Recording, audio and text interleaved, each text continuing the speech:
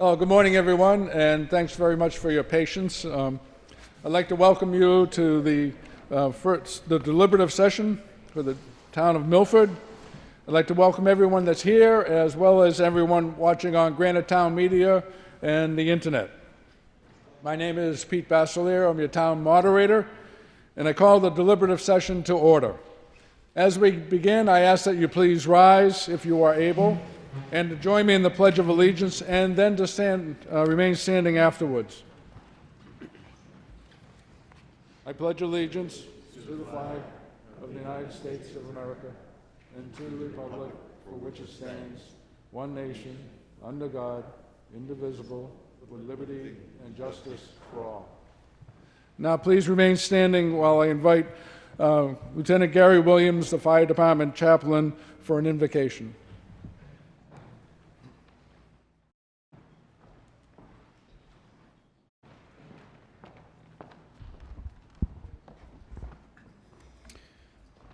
Mr. Moderator, Town Administrator, Board of Selectmen, the heads of the departments, all the employees, volunteers, citizens of this town of Milford that make it such an incredible place to live, I'm honored to be here again to open this session.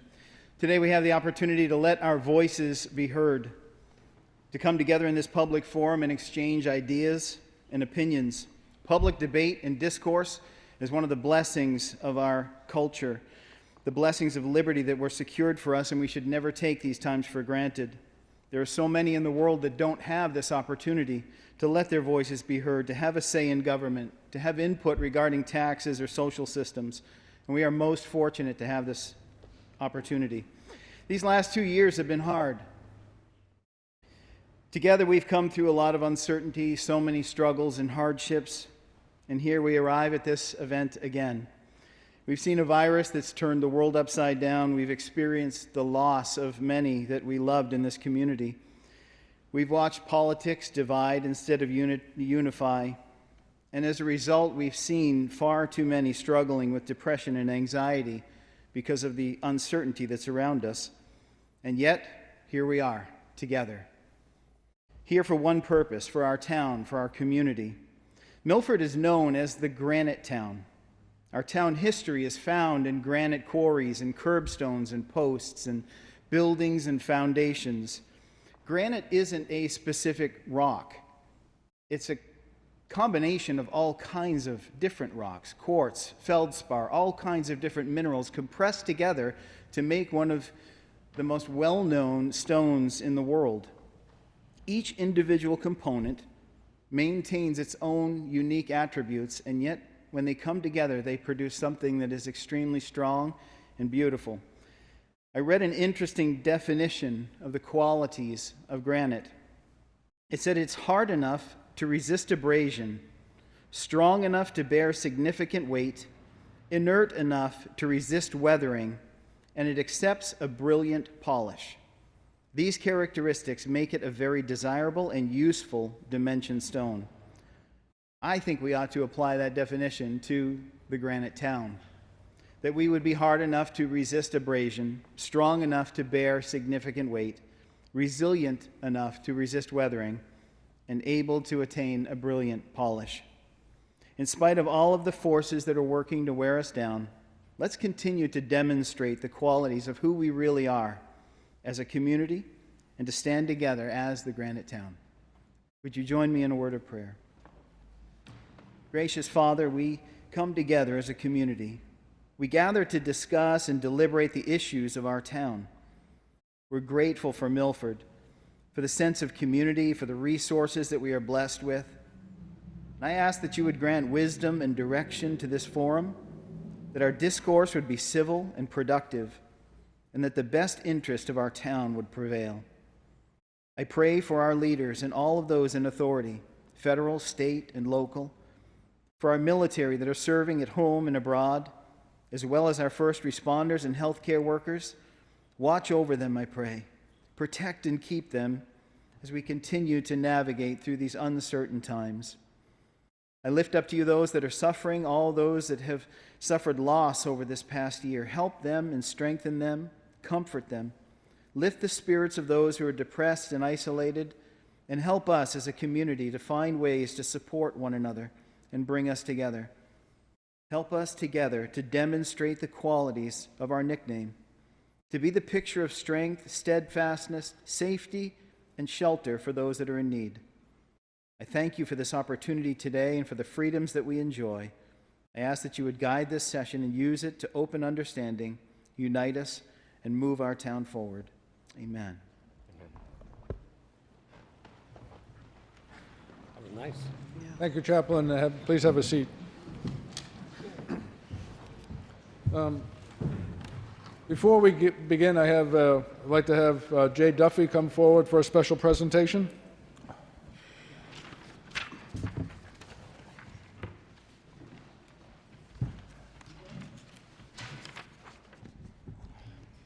Thank you, Mr. Moderator. My name is Jay Duffy. I'm a resident of Milford. I am privileged today to take a moment to extend a sincere congratulations at public session to Mr. Robert Courage, with reverence to his recent honor of being chosen as the 2021 Milford Citizen of the Year. Mr. Courage is a Milford native son. He has served the great town of Milford with distinction since 1954. He has held many positions of leadership throughout his 65-plus years of service. His service has never been about him, rather the commonwealth and the honor of this town. Most notably serving as our town's Director of Public Works for 38 of those years. He currently holds the office of Water Commissioner. Mr. Courage is truly the definition of servant leadership. I am proud to say he has taught me the importance of being a part of something larger than yourself. He continues to serve our town with integrity, ethics, and transparency. Thank you, Mr. Courage, for your commitment and dedication to the citizens of Milford, and congratulations on your being awarded the 2021 Milford Citizen of the Year.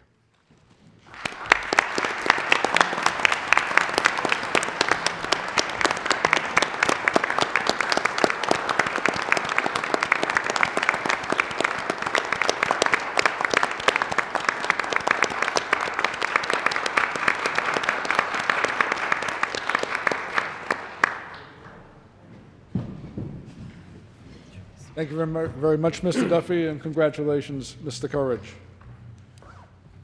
Town meeting in Milford is a two-step process. First is today's deliberative session, and second is the election on Tuesday, March 8th, when we vote on the language of the warrant articles that we decide on today. The election will be held at the high school in the gymnasium between 6 a.m. and 8 p.m. and will include town and school district warrant articles. We will also be electing our town and school district officials. Just a couple of quick announcements. If you have not already done so, all registered voters must check in with the town clerk at the back of the room. You will receive a sticker that identifies you as a registered voter and a card used to vote on the warrant articles. Mine won't stick to my suit, so I have my sticker in my pocket. Sorry about that. Please turn off or mute your mobile phones except for emergency services personnel. There are relevant town and committee reports and other documents that are available for you to look at in the back of the room. And for voters on Granite Town Media, please visit the town's website to view or download a copy of the warrant and other relevant files. We will have a 30-minute recess for lunch beginning at noon. And the Dollars for Scholars have returned with their fundraising buffet. So that's a sign of good times to come. They also have coffee and breakfast items available now. My understanding is that the Select Board will meet immediately following the deliberative session to take their votes on the warrant articles, and that the Budget Advisory Committee will also be taking their votes on the warrant articles after the meeting today. So with that, I'd like to do a few introductions, and I'll ask Chairman Gary Daniels to begin by introducing the Select Board members and members of the Town Administration who are here today. Thank you, Mr. Moderator. From your left, my name is Gary Daniels. I'm Chair of the Board. We have Chris Labonte is our Vice Chair. Paul Dargy, Selectman, Selectman David Friel, Selectwoman Laura Dudziak, and in the back table, we have our Town Administrator John Shannon, Finance Director Paul Calabria, and our Town Council John Radigan. Good, thank you, sir. And Mr. Pank, would you introduce members of the Budget Committee? Certainly. Thank you. Just raise your hand when I say the name. Karen Mitchell, she is our Vice Chair as well as our Secretary. Paul Bartamucci, Vanessa Sheehan, Wade Campbell, Claudia Lemaire, Mike Thornton, Kevin Hunter, and Peg Seward, who is our Vice Secretary, is at home but is via Zoom. This year has been a tough year for all of us. We've had the pandemic, of course. In the past, we've met every single week. This year, it's been different because some of us who were on this committee actually had the COVID, and others had to miss because they were quarantined. Despite this, we have met almost every department head, every committee, the BOS, town officials, Water and Sewer Commission, School Budget Committee, School Finance Director, members of the community, and we did this numerous times. For example, in almost every one of our meetings, we had at least one or maybe two members of the BOS with us. I want to thank you folks for coming out today. As I had said this past week, I think it was this past week, yeah, this past week, this session is really, really important because a lot can be done here. This is an example of true democracy in action. I wish there were more people here, but this is what we have. Thank you. Thank you, sir. I'd also like to point out that the Water and Wastewater Commissioners, Mr. Courage, Dale White, Chris Labonte are also present, as well as Jim Pouliot, the Director. Additionally, we have our Town Clerk, Joan Dodgy, and our Town Administrative Assistant, Tina Philbrick, who are present today. So with that, we can begin. Today, we will decide on the warrant article language that registered voters will vote on during the March 8th election at the high school. So today, you can do one of two things. Well, you do two things. First is we get to discuss each of the warrant articles. And then secondly, you take one of two actions on those warrant articles. One is you can simply maintain the wording of the original warrant article, in which case it's placed on the warrant, on the ballot, excuse me, and there's no vote required for that. If, however, you choose to vote to amend the original wording of the article, the amended warrant article language is placed on the ballot if that amendment has passed. And to amend the warrant article, all you have to have is a simple majority. In the past, I've provided you, and I have to again today, with the moderator's rules of procedures. They're on a yellow sheet. They're intended to facilitate the orderly management of our meeting. The rules are there, and if you have any questions, I'm happy to discuss them now. Otherwise, we'll assume that those are the rules of the meeting. Does anyone have any questions or changes to the rules? Good, thank you. Lastly, mask wearing is optional in Town Hall. Nevertheless, to ensure everyone's comfort, spaces have been set aside in the back right of from your perspective. There's set aside for people wearing masks over here and people who are not. Please sit or stand in the appropriate area. And with that, Mr. Daniels, I understand you have some non-resident residents who you might like to have address the meeting today. Yes, Mr. Moderator. I would move that the following individuals be allowed to speak in the course of the meeting. They're all non-residents.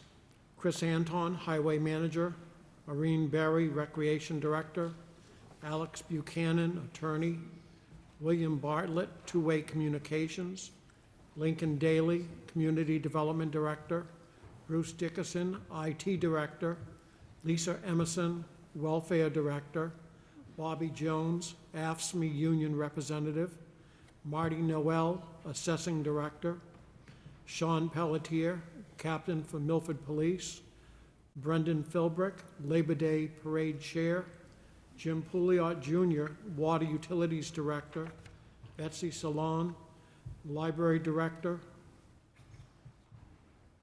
Got Jim Pouliot again as the Water Utilities Director, so he can speak twice.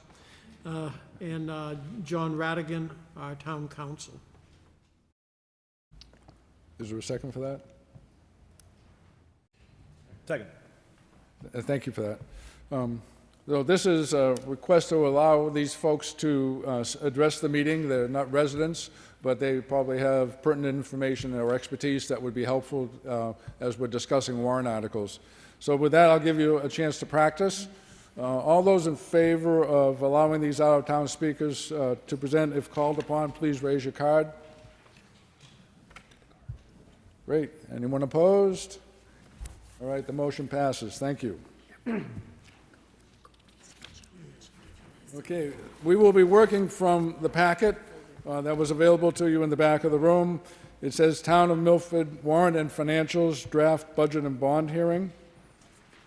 The articles, we will be working from the packet, and those articles will appear on the ballot unless you amend them today.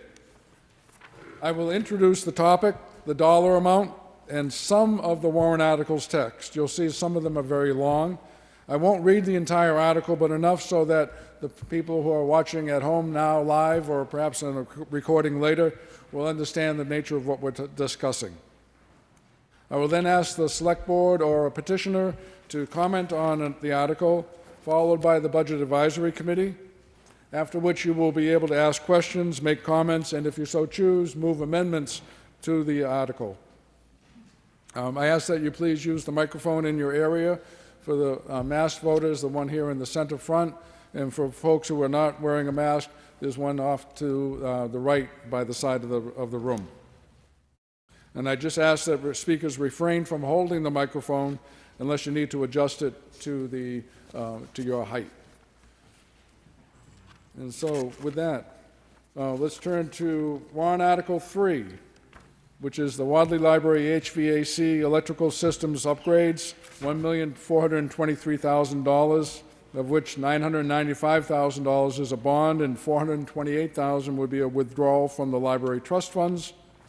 The question is, shall the town vote to raise and appropriate the sum of $1,423,000 for the purpose of the replacement and reconstruction of the Wadley Library HVAC electrical systems, to include replacement of the HVAC chiller, new controls, heat recovery, air filtering and cleaning, new fan coil units, upgrading the electrical panels and the electrical system to improve the effectiveness of heating and cooling, and to provide energy savings, and to authorize the issuance of not more than $995,000 of bonds and notes, as well as to apply for, obtain, and accept federal or state and other aid or donations, which could include, but it's not limited to, a donation of the amount of $428,000 from the library trustees.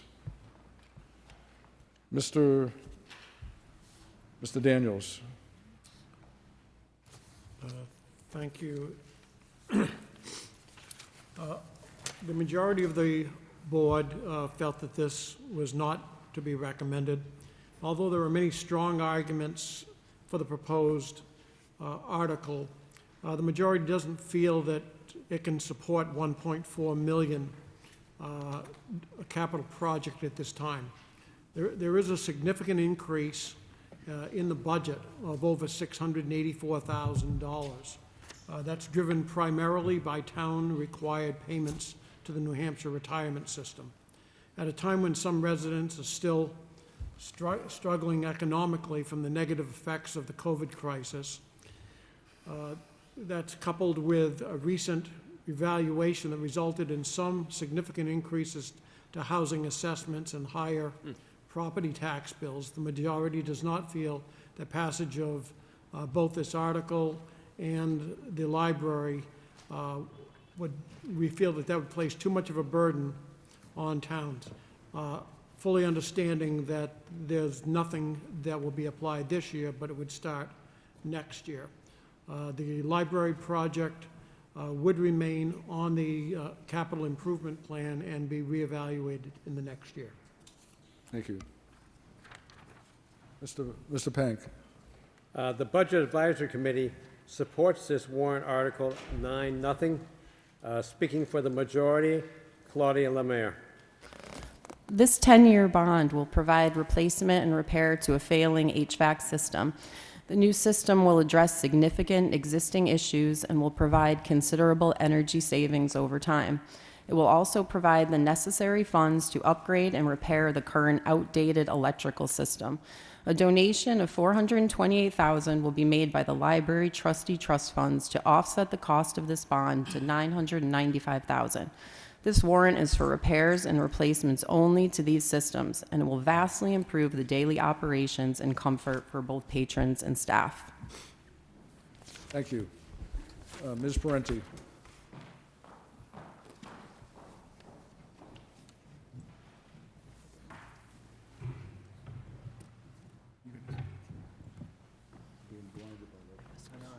I had to turn him down.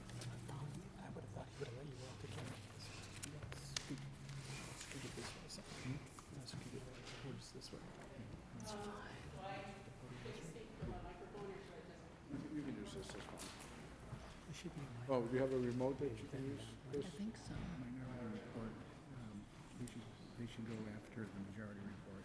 You do?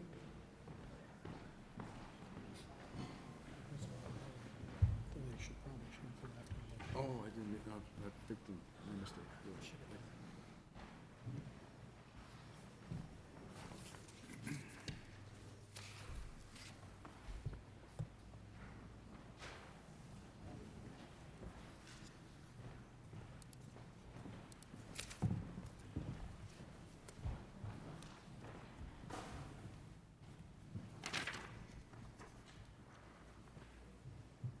Good day for IT.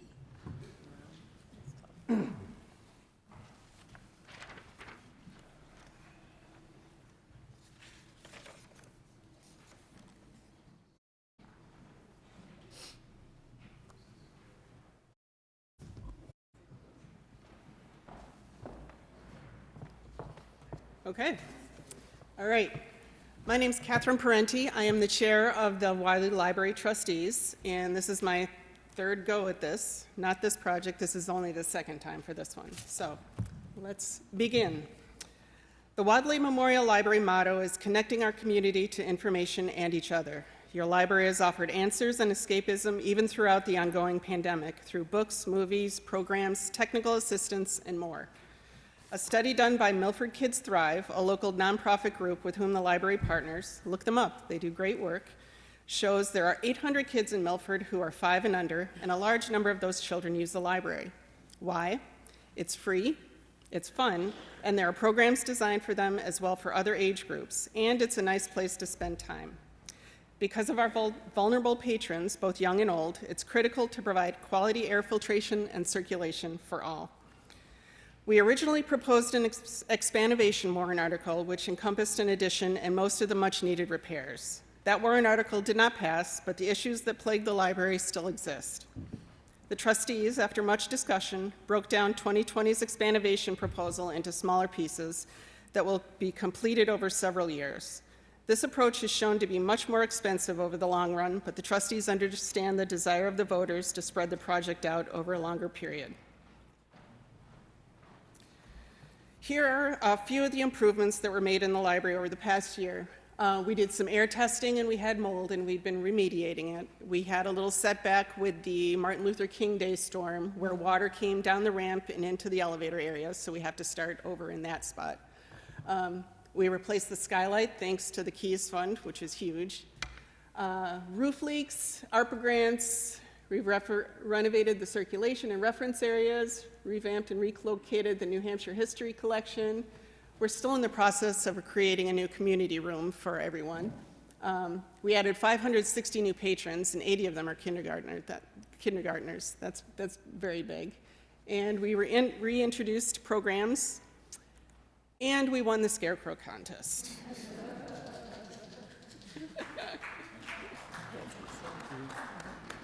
So, moving on to the facility issues. The annual maintenance fees have gone up almost $500 a year per year in the past few years. This is the cost to come in and switch from heating to cooling and annual maintenance, but it doesn't include parts or labor. I've listed here the ongoing major facility issues. We're not going to tackle all of these this year, as you'll see in a moment, but it's important to understand the scope of what needs to be done in your library. So HVAC and electric, we're going to be talking about that today. We have plumbing issues, and we have various miscellaneous issues. Lack of accessibility is a big one. It's not ADA accessible.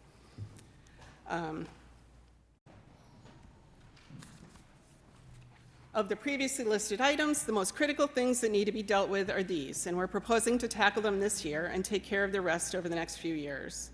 We're combining the HVAC and electrical work since electricians will already be here working on the HVAC system. We want to be frugal by saving taxpayer money and eliminate repeated visits by having all the work done at once. As I said earlier, the costs are only going up.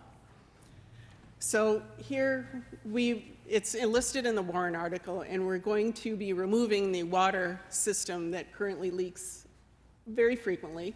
We'll be able to control the temperature throughout the building, which is very key. There will be energy recovery ventilator to improve the air quality. We don't have that right now. The air just sits. So, and minor upgrades to the existing boiler. That's a big expense, and the boiler's fine. We're just making it more efficient. With regard to the electric, we're upgrading the service to 600 amps so we can have bigger musical programs. They have more equipment that requires more of an electrical draw, and now we'll be able to host that. We're replacing the outdated and unsafe Federal Pacific panel, the LED lighting for the main area, and the parking lot replacements. That's a big one. Going into a meeting the other night, there were 3 parking lot lights and 1 walkway light that were not working.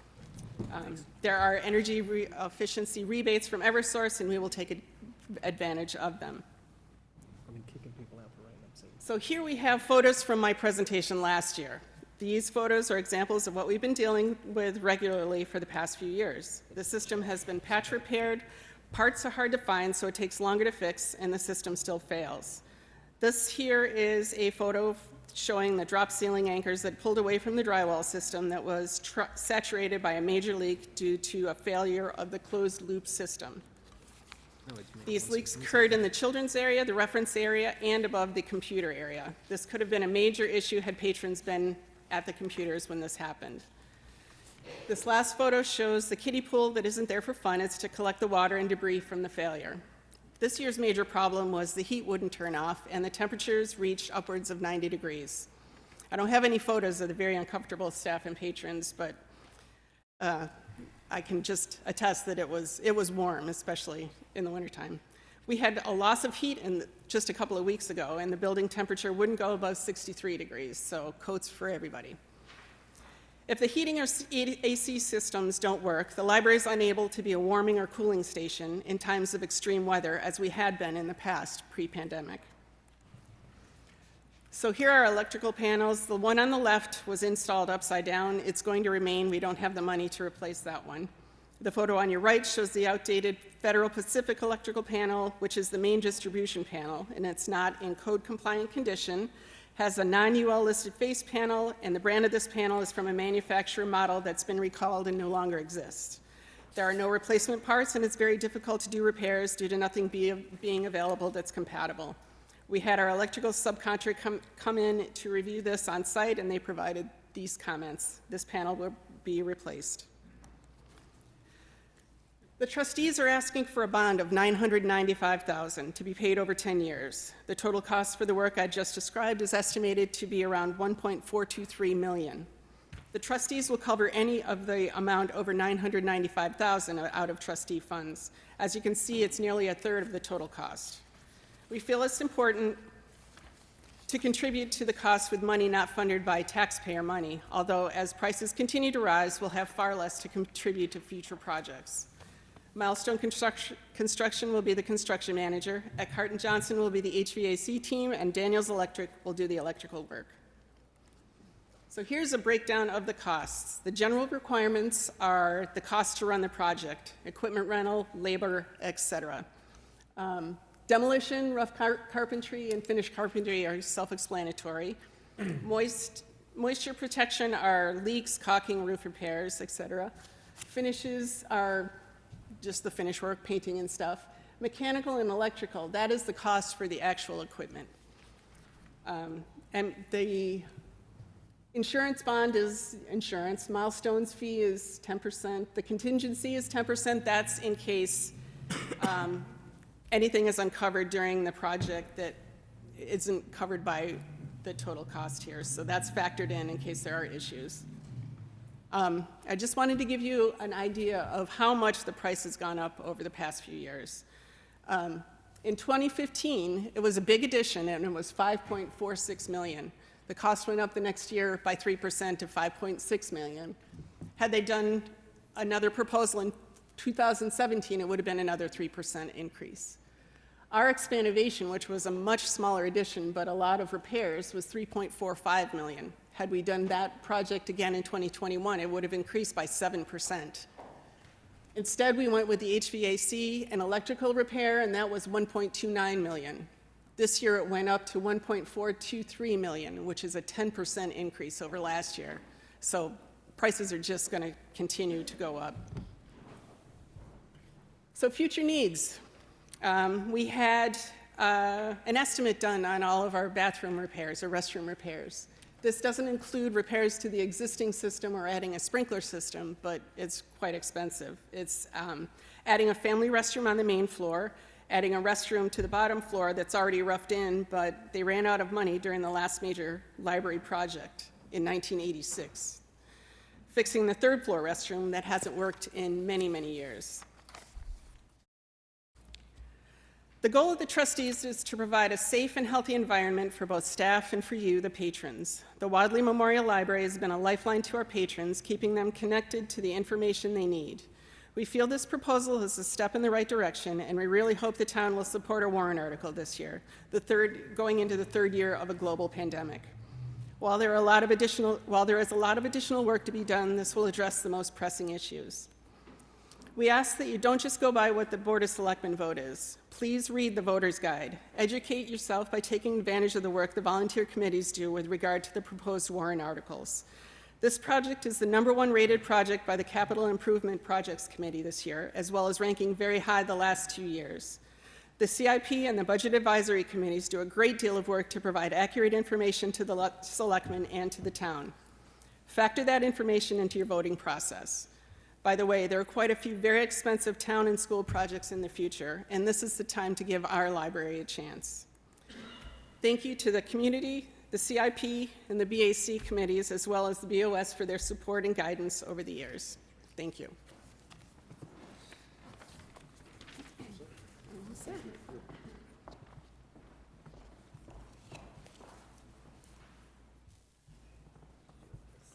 All right.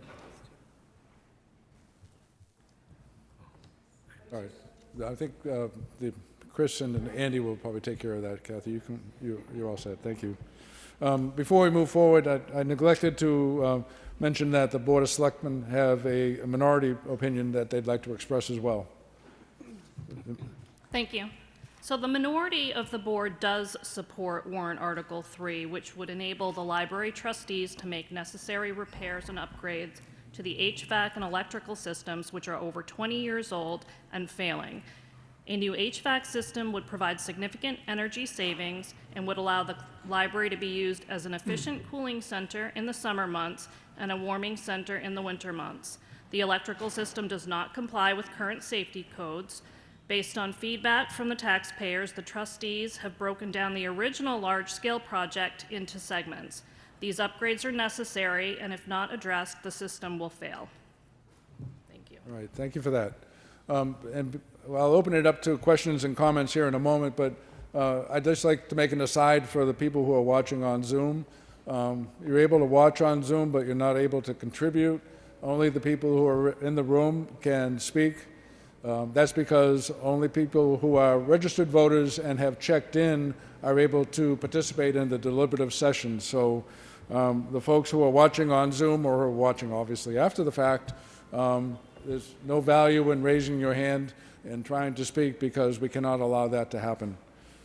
With that, I'll open it up to the floor to see if anyone else would like to have a question or make a comment about warrant Article 3, which is the Wadley Library HVAC, electrical, and systems upgrades. You can move the mic down if, just twist it at the top. There you go. Hi, Jenny Sigrist, Osgood Road. I am a library trustee this year, but I'm not speaking on behalf of them. I'm speaking just as a resident of the town of Milford about how vital and critical it is to have a functioning library in our town. And I want to extend huge gratitude to all the volunteers on the Budget Advisory Committee for their support, and to the Board of Selectmen that also approved of this project. And I would urge the other three members to seriously consider. I understand that this is a difficult time, but also understand that the rates right now are very, very low. So in addition to the amount of money it would cost and the huge steep increases in construction and parts and all of that, the rates are going to go up. We know that, we've heard rates are going up. So it will cost Milford residents even more if we do put this off. So I urge you to please reconsider and please support this warrant article. And finally, I just have one question for town council, and that would be, on warrant articles, there is a no means no type of situation. So if the residents vote against this warrant article and the HVAC system fails once again, I'm wondering what recourse the library has and the town has to fix these systems so that it can continue to be providing heating in the winter and cooling in the summer for our residents who desperately require that, if we don't have a heating and a cooling system that's functioning. Thank you for that. I'll allow that question. Mr. Radigan, you care to answer? It's not turned on. You don't have to hold it. Don't mute it. Oh, different one. Oh, all right. Just still push? It's all set. Okay. Good morning. When the town meeting votes against a particular article, if there are no other purposes in the budget that the voters have otherwise approved, then that is an effective prohibition of spending money for that purpose. But if you have other things in the budget where, you know, the library is run by the trustees, but it is a building that is owned by the town.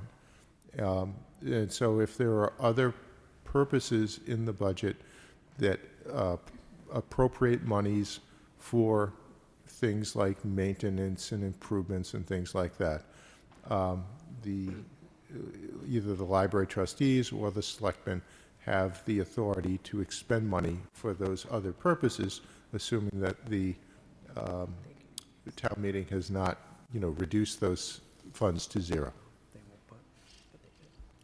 So if they have, if they have reduced the funds below any point at which it's feasible to do any of the repairs, and it puts the actual library, the building, in jeopardy of remaining open and being there for residents, or is the library, or if the library trustees can put in up to, you know, almost $500,000 in repairs, but it costs more than that, and we request it from the town, and there isn't that money in the budget, does that mean it's the end of the library? Do we close down the library? Well, I agree. If for some reason there are not funds that are sufficient to do the work, and if the problem with the functionality of the building is such that it is no longer safe, then yes, buildings need to be closed when they're not safe. Okay, and so I just like to reiterate to the full board, this is vital at this point. We can't lose our library, and it's getting to that point at this time. Thank you. All right, thank you. Back off on the bottom. Okay. Just push that. Turn it off. Doesn't matter to me, everybody has a chance to talk. Okay. Chris Costantino, 721 North River Road. I'm also an alternate trustee of the library.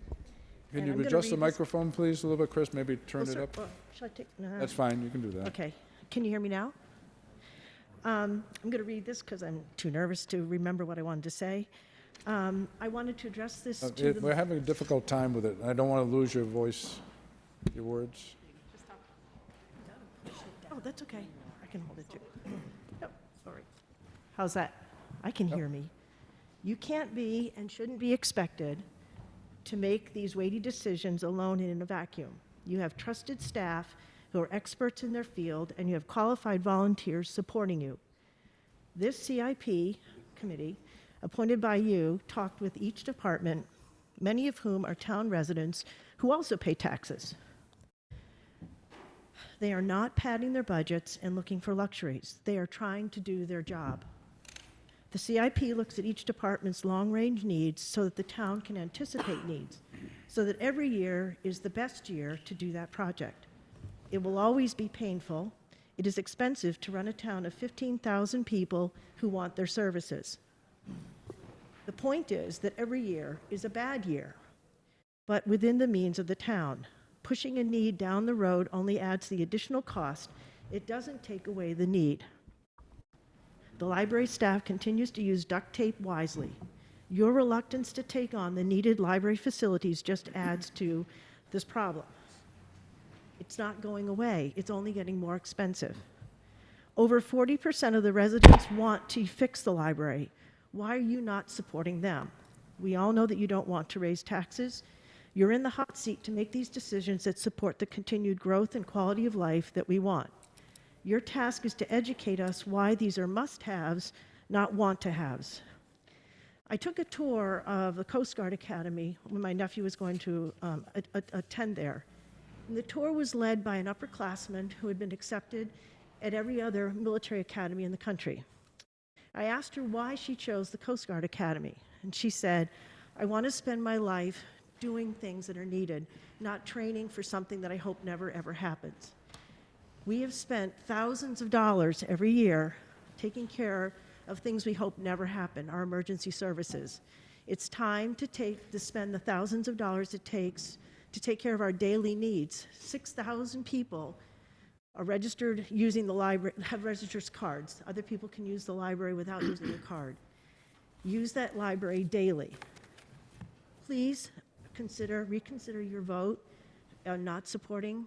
You don't have to vote for the library, but your recommendation that acknowledges that this is a needed fix goes a long way to help people work their way through what needs to be done. So I please ask you to reconsider your vote.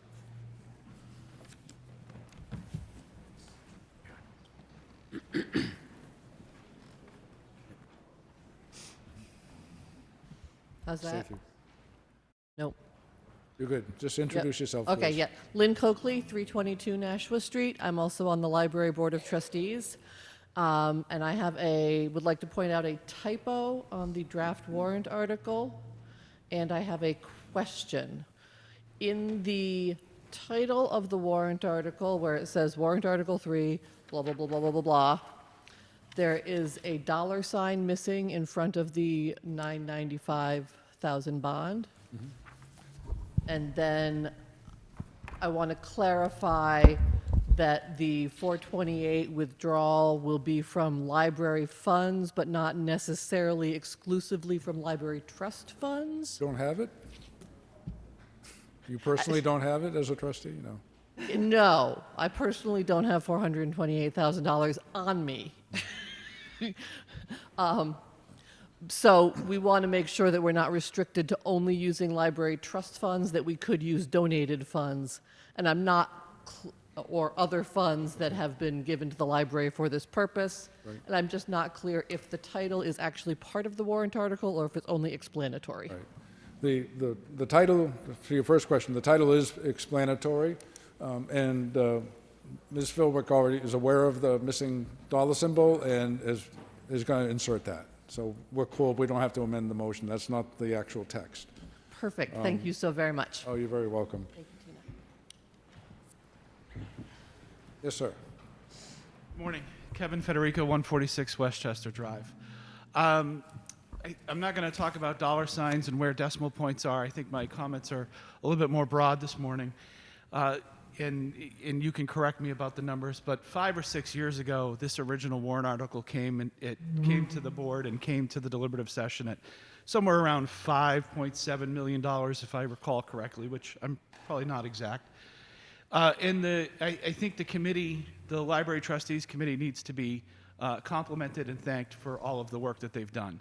And the reason I say that is because over the last few years, they have brought the cost of this repair down considerably under the direction of what the Board of Selectmen have asked them to do. They sent them away and said, come back with a more reasonable price. So my comments are really to the Board of Selectmen. They've done that. And it's to the majority of the board that doesn't support this warrant article. They've done exactly what you've asked them to do. It's never a good time to spend tax dollars. Everybody complains that their taxes are going up and then they have to pay taxes, period. That's going to happen. It's going to happen year after year. I think it's a shame that you don't support this warrant article after everything and all of the work that the volunteer committee has done to bring it back to you, and they've done what you've asked them to do. Thank you. All right, thank you. Good morning. My name is Marcia Nelson. I live at 2 Vista Way. Can you stand a little closer to the microphone, or maybe you can take that off momentarily if you prefer. Yeah. Okay. Marcia Nelson. I live at 2 Vista Way. For a while ago, I was a part-time employee of the library. I'm not going to talk here about the money. I'm a senior citizen on a fixed income, and property taxes are a huge part of my income. However, I do not regret them, because in order to run a town the way that is best for everyone, we have to pay taxes. And I'm going to speak about the people who really need this library. As an employee there, I watched people come in, one man in particular, every morning. He had no Wi-Fi at home. He couldn't afford it. He would come in and do his work at the library. To watch the children come in and use the books and have the programs was so heartwarming. And I still see kids on the street that say, "Hi, Miss Marcia," because they remember being at the library. I strongly ask you to support this article. Thank you. Yes, Ms. Mitchell. Yes. So I just wanted to add to what everyone was saying, but more from my perspective and on the budget committees. For years, I have voted not to support the library article when it included the addition. I didn't find it to be fiscally prudent at the time with everything else we had going on. But part of our job on this committee is to look 5 and 10 years out and to look at everything this town needs. If you look at the CIP report and you look 5 to 10 years out, there are no good years. There's never going to be a better year. I myself, I don't use the library, but I don't underestimate its importance in this town. And I specifically asked for the library trustees to come back, and I would support a repair warrant, and here it is. And you've done what we've asked, and it's needed, and I don't know what else they're supposed to do to get these things fixed. So I would just ask the Board of Selectmen and the voters to really think long and hard about something that may not be what people in the town consider important, because they may not use it, but it is important. All right, thank you. Any other questions or comments? All right, there are no amendments, so I instruct the town clerk to place warrant Article 3 on the ballot as originally worded. We'll move on to warrant Article 4, which has to do with the wastewater treatment facility influent pump station screening conveyor upgrade for $390,000. The question is, shall the town Shall the town vote to raise and appropriate the sum of $390,000 for the purpose of performing the wastewater treatment facility influent pump station screenings conveyor upgrade, and to authorize the issuance of not more than $390,000 of notes, bonds and notes? And later in it also says, it is anticipated that the town will receive up to $144,300 in ARPA grant and principal forgiveness from the state revolving loan fund loan program. Mr. Daniels. I believe this is the Water Commissioners. Okay. Mr. White? Thank you. Quite a vast difference from the library now on to wastewater. Anyhow, we support, as the commission, we support this warrant article. It has been on the CIP plan for many years, and we had not planned on this year, but we had been given or suggested to apply for this ARPA grant from the state of New Hampshire, and were granted the dollar amount of $144,300. So the reason that we feel very strongly about this project is not only because there are funds available, but because it's a need. Since 1980-81, when the plant was designed, this particular process at the plant collects the solids at the headgear. And I don't need to get technical here, but it's a safety issue.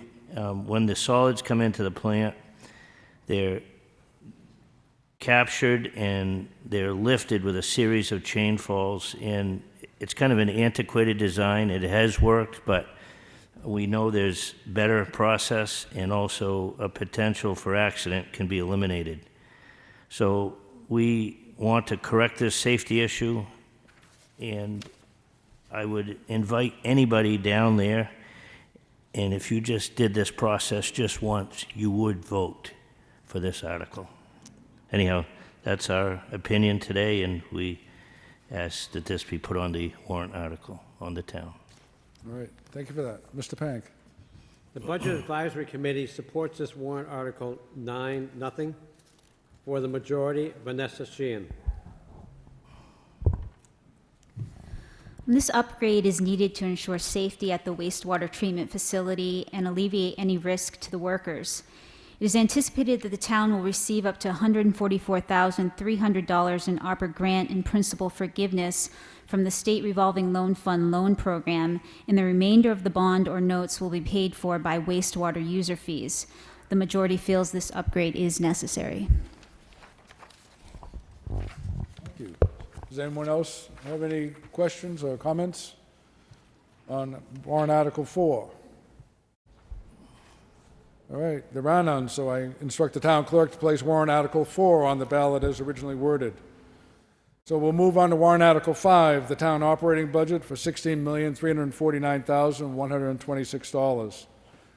Shall the town vote to raise and appropriate an operating budget, not including appropriations by special warrant articles and other appropriations voted separately, totaling $16,349,126.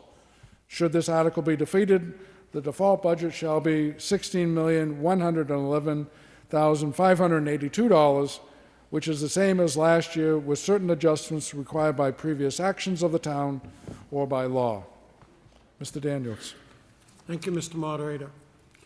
The 2022 operating budget is $684,618 more than the 2021 operating budget. That's a 4.4% increase.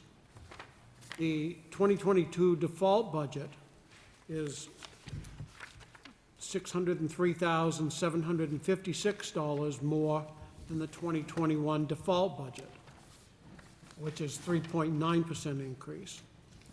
The difference between those, the operating budget and the default budget, is a total of $237,544. There are a few things that are driving the cost on this. I mentioned before the New Hampshire retirement system. The rate increase on that we have to pay is $213,958. In addition, our health insurance is up $131,996. Our MAC base contract is up $73,921 because of the number of elections, the voter registration costs in elections are up $17,445. We have an AFSCME contract that is up $33,188. There's a Teamsters contract that you're going to be voting on in a different article. And in addition, the last one I want to mention is for increases in wages and benefits for town employees of $156,015. And we found these necessary, particularly when we talk about the wages, just because New Hampshire is now looking at, we're one of the lowest unemployment states in the country. And anyone who's been trying to find help knows how difficult it is to find it. Well, our job is not only to try to fill those gaps that currently exist in our workforce, but also to retain the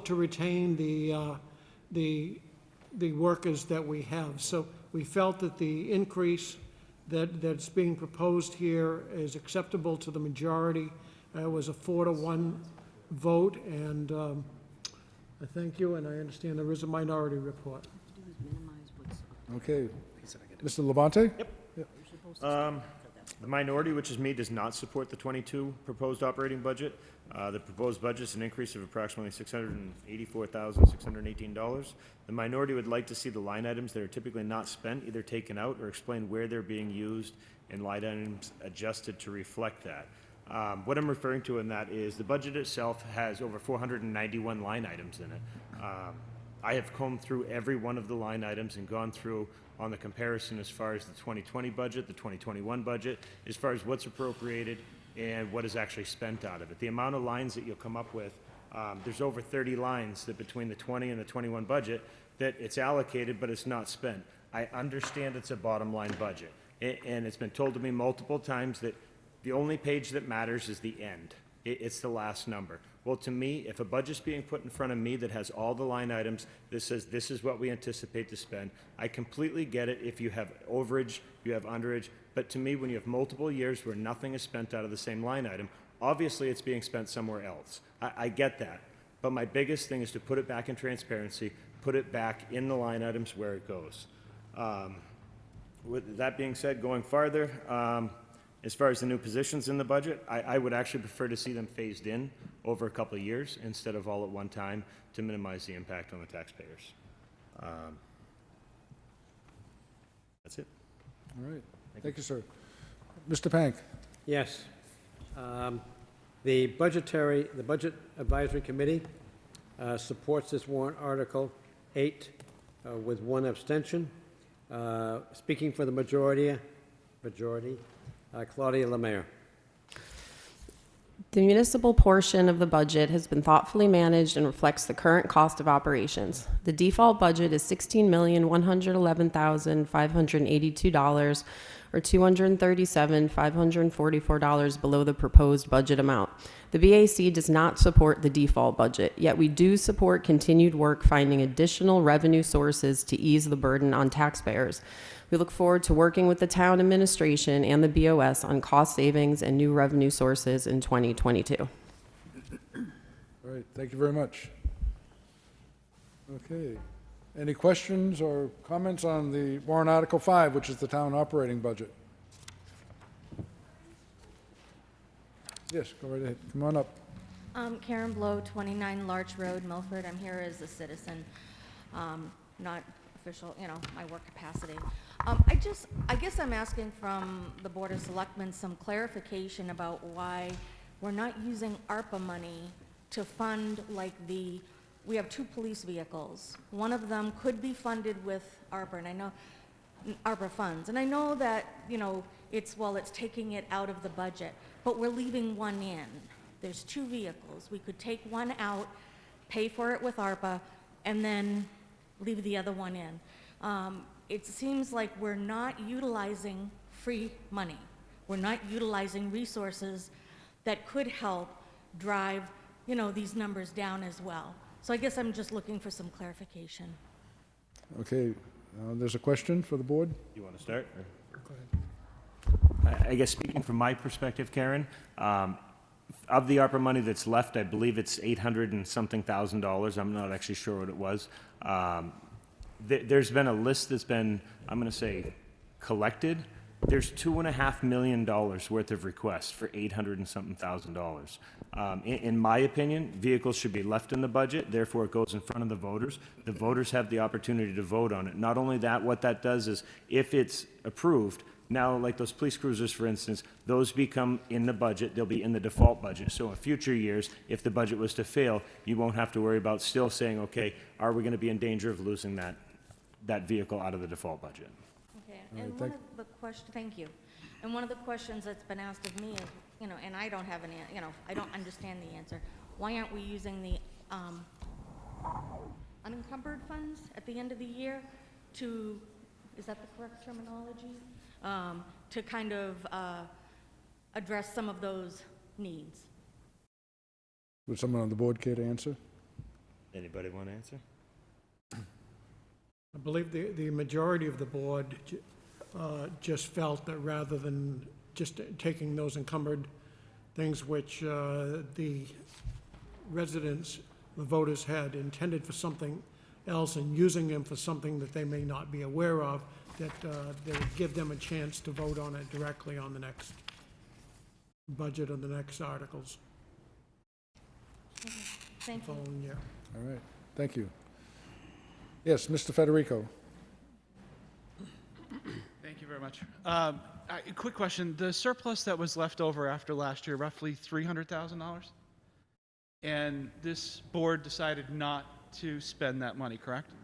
I can't hear what he's saying. Yeah, I can't hear what you're saying. Can you get closer to the mic? Sorry, I've never been accused of being quiet. So $300,000 surplus this past year, and the board elected not to spend that money.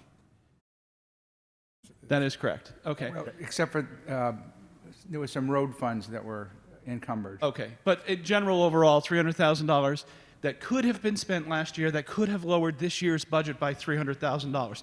You're talking about vehicles, you're talking about police cruisers, you're talking about something, not ambulances, but a paramedic vehicle. We're talking about other things. So I just find it very short-sighted, and it's my opinion, I find it very short-sighted that you've already taken $300,000 from the taxpayers. You've collected those funds. They're a surplus in a bottom line budget. You're not going to cut me a check for 10 cents. Spend the money. You've already taken it from us. Spend that money, lower the budget going into next year. You tried to do that with $750,000 out of the surplus funds, and we're all going to feel that this year. Thank you.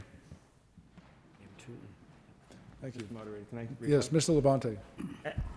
I guess everybody has a different way of looking at stuff. I guess my theory comes down to once you approve the budget, you have what I call going back to those line items on what the voters see and what's approved on. When you have surplus money left, yes, you have the opportunity of encumbering it. You also have the opportunity of taking that money, as Mr. Federico had said, and applying it to the overall tax rate. So by applying it to the tax rate, in my opinion, that still gives the voters going forward the next year to actually vote whether they want to approve the purchase or not on the warrant. So no matter how you look at it, the money ends back at the taxpayer the same. Okay, thank you for that, Mr. Labonte. Yeah, okay, Mr. Dodgy, and then Ms. Mitchell, and then Mr. Shannon has a presentation. So, Okay. Mr. Dodgy. Yeah. I'd like to offer an amendment.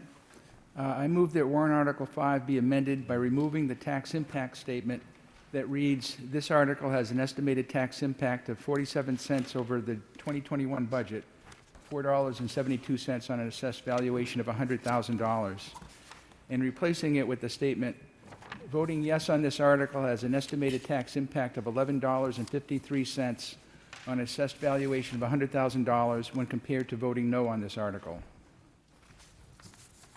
And you have a copy of that in writing. I do, thank you. Is there a second for your motion? Yeah, it is seconded, thank you. Mr. Dodgy, can you explain the Yes. reason for the motion and what it accomplishes? Yeah. First off, the $4.72 that's listed in the warrant article is an incorrect number. The correct number is approximately $33.23. But the main point of this is that when people vote on this article, they have a choice of voting yes or no. And I'm trying to identify to them what the difference is between voting yes and voting no. And it's $11.53. That's the choice they're making. So that kind of puts it in perspective. And I think that's the most important thing is, what are you voting on? What's the impact of your vote? And this highlights that choice. Thank you. Any questions or comments about the amendment? We'll have to act on the amendment before we move on to other comments or the actual presentation on the budget. One question. All right, so Ready? we'll Mr. take a Moderator. vote, and Mr. Labonte, thank you. I did have a question, and I guess it was for our finance department. Have they had a chance to review it and check the number on it? Yeah, Mr. Calabria, can you answer that question? Oh, do you have a mic that works?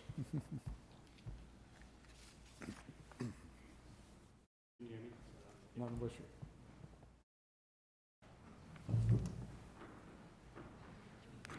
Yes, the answer is yes. I have checked those numbers, and that is a fair representation. Yep. Thank you, sir. All right, thank you. You're welcome. Yes. Tim Finan, Berkeley Place. Just a question. You said that the 472 is wrong. Can you tell me what that number is? How did it get wrong? What I can explain that, Mr. Finan. Thank you for the question. So the methodology for that number was passed on to me when I got here in 2019. Mr. Dargy did Selectman Dargy did some in-depth work and found out that that number isn't truly reflective of what we were trying to state. So the methodology that Mr. Dargy came up with is what is before you today, and it is the most accurate number. All right, thank you for that. Any other questions or comments? Okay, so we will be voting on an amendment to Warrant Article 5 that replaces the current estimated tax impact. I'm going to just read this. It'll replace the statement that says that we have an estimated tax impact of 47 cents over the 2021 budget, and replacing that phrase with voting yes on this article has an estimated tax impact of $11.53 on an assessed valuation of $100,000 when compared to voting no on this article. So with that, everyone in favor of amending this language, please raise your card. Thank you for that. Anyone opposed? Thank you. The amendment passes. So, Ms. Mitchell. Yes, I wanted to, I guess, give a response to Mr. Labonte, what you were just discussing with, it is a bottom line budget. You're 100% correct. The voters voted up, they voted down. But in the end, they're not necessarily voting in 2 cruisers or an ambulance SUV. That's within the budget, of which the BOS has the purview to change as they see fit because it's a bottom line budget. And as you and I both know, in years past where there's been 2 cruisers, it's been reduced to 1, which you could do again. So if people think they're voting in those things, they are, but they aren't. So it's almost a falsehood to say that because you have the right to change that, and it has been changed in the past. If you take encumbered funds and you purchase the things you need this year, such as the ambulance SUV, you in turn reduce next year's operating budget, of which you voted against as being too high, but there's things in that budget that we could have spent on with encumbered funds and reduced that $684,000. So I don't see it the same as you. I see it as a bottom line budget that things can be moved around and that things can be taken care of. With the $300,000 that we took from the taxpayers already, I don't need the 10 cents either. It's not going to make a difference in my taxes, but this operating budget next year will. So, Okay, let's remember to address comments to the board, not to the board members themselves or the BAC, but to the moderator. Mr. Labonte, you can respond. Could I respond to that? I guess I'd like to say that everybody has their own way of seeing it. I guess my theory comes down to, you used the term, and I assume you didn't intend it this way, is we took the money from the taxpayers.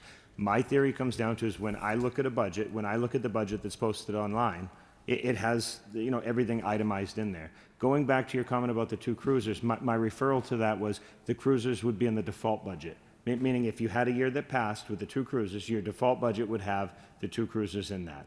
That is where I was saying, so it's not a falsehood. But I guess my theory comes on is I'm just a believer that if you're going to put a budget in front of the taxpayers, should you not spend something or you have extra money, it goes back to the taxpayers. And it is truly going back to the taxpayers. It's just, I see it one way, you see it the other way, Karen, and I respect that. It's just, we each have our own way. Okay. Thank you for that. After having a little bit of a discussion, I'll ask you to wait now just a moment about some philosophy and an amendment. Let's find out a little bit more about what's in this budget for $16 million plus. Mr. Shannon.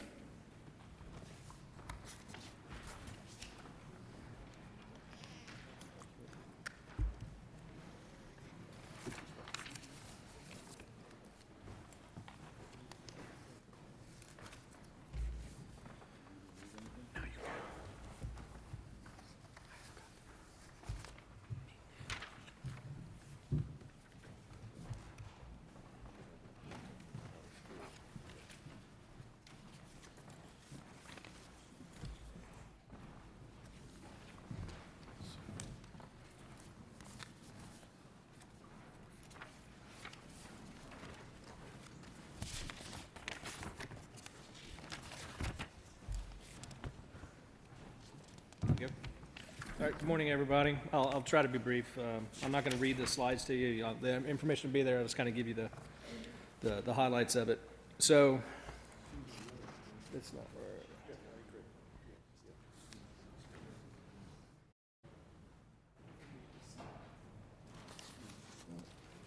There we go. So the Milford's financial health, we remain strong right now. I'll show you the 2022 operating budget. You have that. It is online. The debt service, the fund balance, the non-tax revenues, and the tax impacts.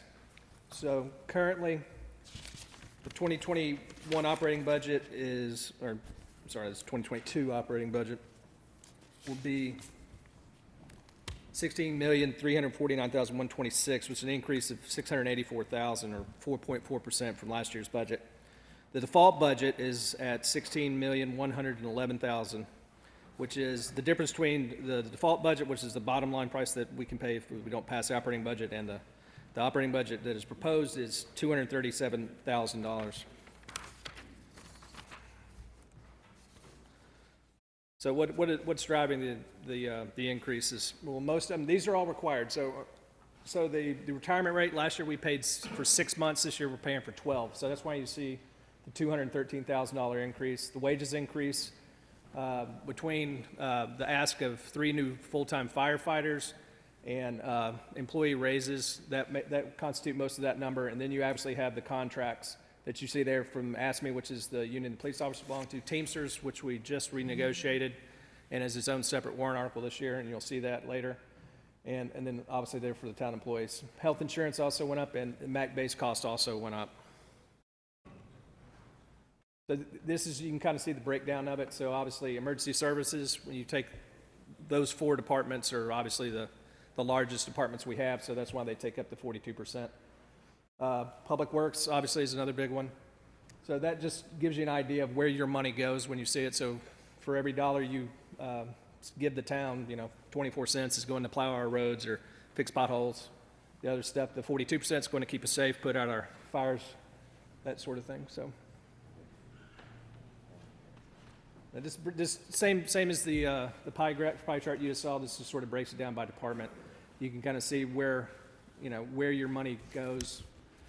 Different things like insurance, debt service, recreation, welfare. Again, and this is just meant to give you a little more granularity in what that 16 million looks like. So again, I kind of covered this earlier, but this is just a simple slide to show you what the differences is between the default budget, which is 16.1 million, and the operating budget that we're proposing, which is the 16.3. So that just gives you a quick look and to see kind of how it breaks down to the $237,000 difference between the two. So again, if you vote for the proposed budget, it's $237,000 more than the default budget. So one of those two numbers, 16.1 or 16.3, we are all going to pay that. I'm myself included, since I live here in town. So the difference is pretty minimal. We've done what we can to try to lower it as best we can. There are things that we do require that we have two vehicles that weren't in last year's budget that are in this year, one for the police department and one for the ambulance service. So those alone make up almost a little over $100,000 of that 237. So I know it was mentioned, when you vote for this budget, you can't vote for it piecemeal. So there is some consideration you have to take. So if we can't just vote for an ambulance vehicle. Like, we could put it on a warrant as a separate item, but since it is included in the budget, so you might not like parts of it, you may like other parts of it. So again, with all of us, it's just a decision. We have to come to that decision point, what's acceptable, what's not, and kind of hopefully we're on the 50% or better on it is acceptable. But everybody in town, myself included, all the staff, we take this very seriously. We started back in this process in July. We loop in the Budget Advisory Committee and the BOS as soon as possible to make sure that we're not spending anything we don't need. That's not our goal, is to waste anybody's money. We usually spend, with the budget, we estimate right around 98.7% or so. So we're usually within 1% of being right on the money. So there's usually maybe a percent left over, which is handy to us in town in case something does happen and we have to, if we lose a snow plow or something along those lines, we have a little bit of wiggle room that we can go into the operating budget to take care of things like that. So that 1% does come in handy. If not, it can be encumbered or returned to the taxpayers, as was discussed earlier. So here you have the proposed budget tax impact. So you heard the amendment, so this, we didn't update it until we actually had but the current municipal tax rate is $4.03. This is the municipal portion only, so there's four pieces that make it up. It's municipal, the schools, state, and is it county? County. So we're just $4.03 this current year. So again, non-tax revenue is projected at $6.6 billion. The selectmen voted to use $200,000 already from the fund balance to reduce taxes for this year, not last year, this year. The net property assessment is projected to increase, again, that's an estimate, to $2.064 billion. If the 2022 proposed operating budget and all warrant articles are approved, we will apply the $200,000 from the fund balance to the municipal tax rate, which would increase 31% to $528. Now, everybody, you're going to hear this, oh, it's 31%, but it's 31% of $4. Okay, so the first thing we do when we look at the budget is we look at the last 3 years and take a snapshot. So my first thing as I look at is the percentage change. I've seen it on there, it's like, wow, this went up 200%. It's because it was like training, so it went from $100 to $200. So yes, it doubled, the percentages doubles, but it's only $100 in actuality. So if you hear that 31%, we always try to get that lower. It's not as bad as what it actually sounds. It's 31% of $4. So just so you know, the tax rate, the previous 2 years was up around 2 years ago it was 574. The previous year was 578. So we're still, even if that 528 would be 50 cents less, or 46 cents less, depending on what. So it's still lower than what we paid the previous 2 years. This year is a bit of an aberration, just for different monies were returned, and the board was able to voted to give back $1.14, I believe it was, million back to taxpayers. So that did lower that number, the 403 you see up there. But again, the 31% increase takes us to 528. It's still 50 cents lower than it was the previous years. Again, so this just shows what I was talking about, how much we actually spend. So we usually do a really good job. We're up around 98.5%. You know, the last couple years, so I came in 2020. So that was my first year here. I started in January of 2020. So you can kind of see now, both my years so far have been COVID years. And so I expect, we were very conservative last year. So we put a halt on some hiring. We didn't know what our budget was going to look like with revenues coming in. So we were very conservative with that. So that's sort of an aberration for 2020 and a little bit with 2021 too. So, but you know, like I said, we don't want to waste anybody's money, especially some of it's mine too. So, so we do our best to make sure we're very good stewards of the tax money that we do get. Again, so debt ratio. So we have low debt, 20% of statutory allowed maximum. So that's really good. The state of New Hampshire requires that a town's debt ratio can exceed 3% of its equalized valuation. So maximized debt allowed 61.4 million. Our debt's only 12.5, so we're doing really well. Oh yeah, I'm sorry. I'm trying to do both. So debt ratio, you see that here. I don't want, you know, we're still like around 28% of our allowed maximum. Again, that's a testament to the people that are working on this and trying to make sure we spend our money wisely. Fund balance and non-taxable revenue. So steady growth in the fund balance, which is always good. That's the money we keep in reserve in case something happens. The board actually got approval from DRA this year to use a bit of it to ensure that our emergency services communications was able to be installed. We have a federal grant for over half of it, and we took a little bit out of fund balance to use the rest.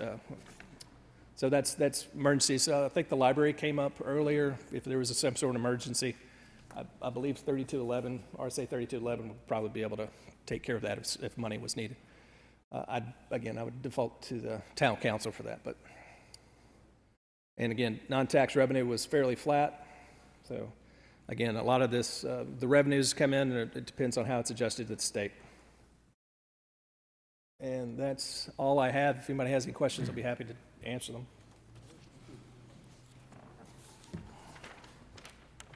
Oh, excellent. Mr. Moderator. Yeah, just a second.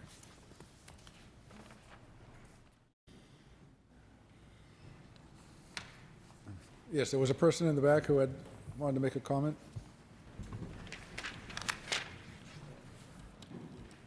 Catherine Coco, King Street.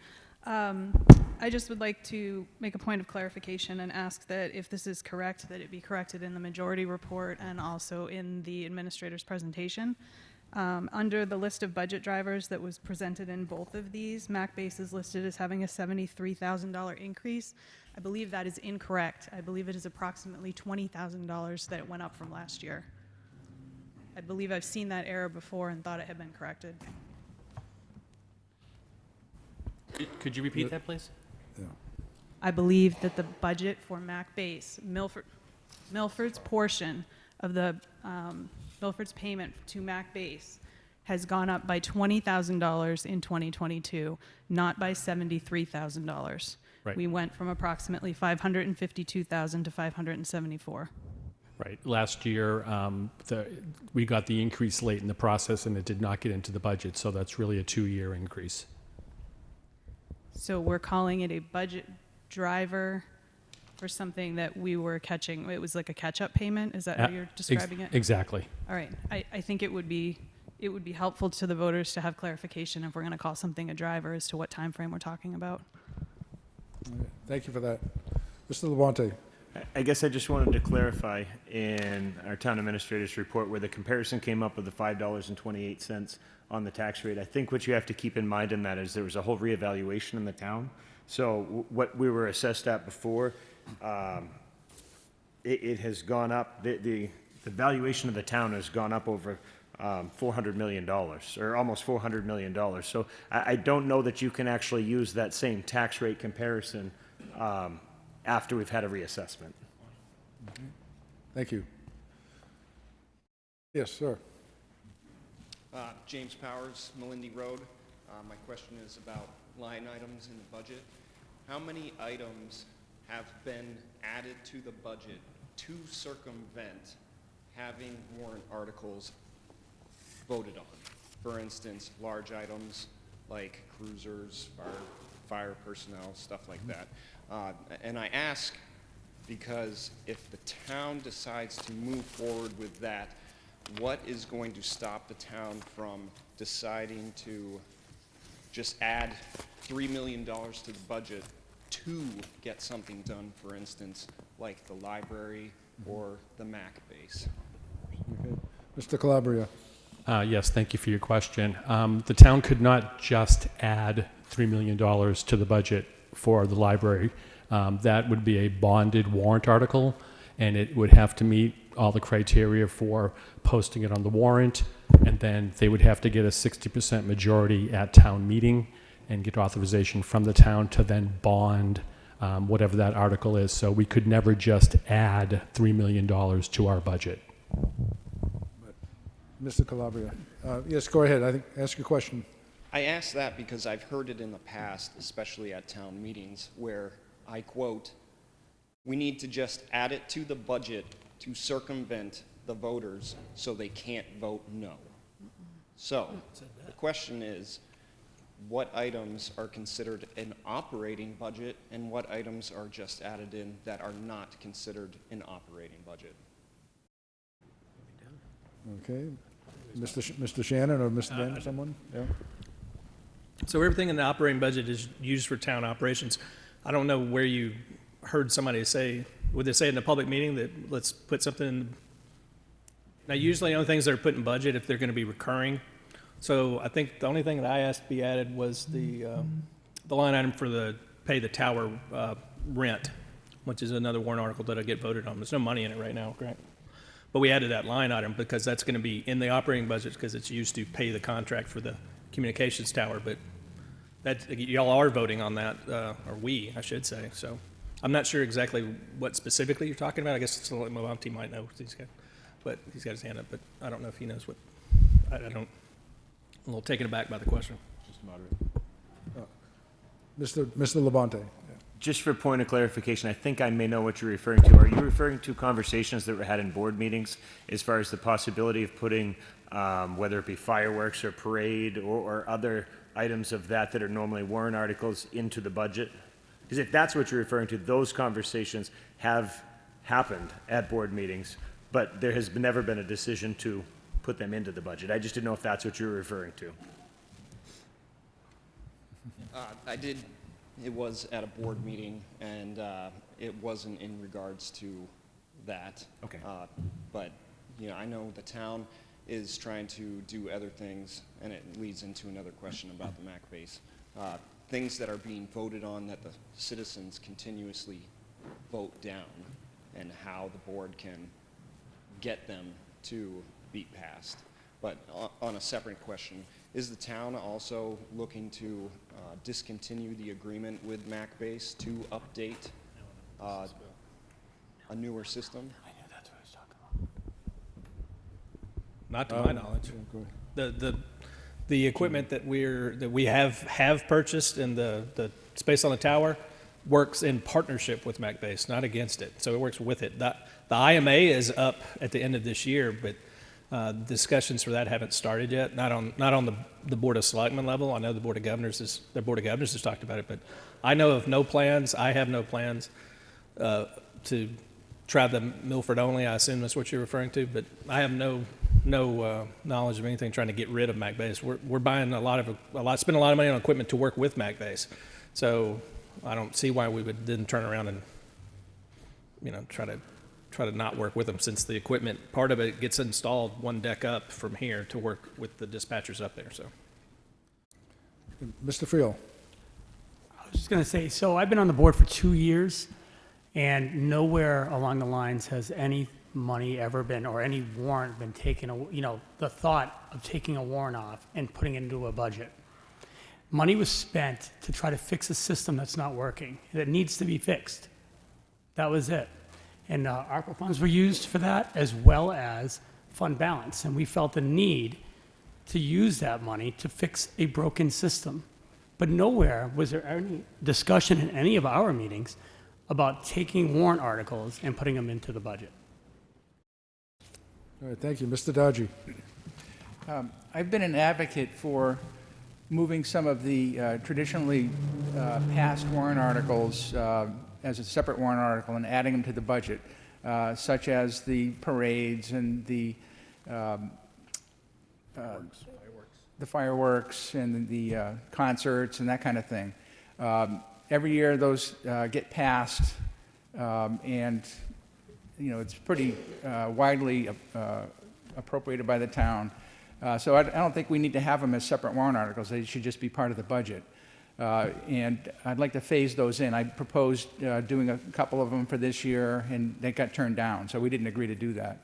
On a bigger picture, on the roads aspect, we have approximately $320,000 in the town budget for roads, and there's a variety of different line items associated with that. And that's basically funds that come from the state.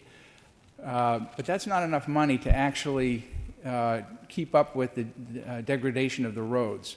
We need to be spending at a higher level.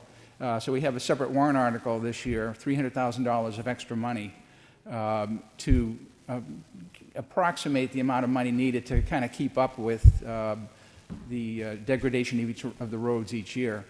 I'm advocating for slowly moving that from being a separate warrant article to being a part of the budget. So I propose that we add $100,000 to the budget this year. So instead of having 320, have 420.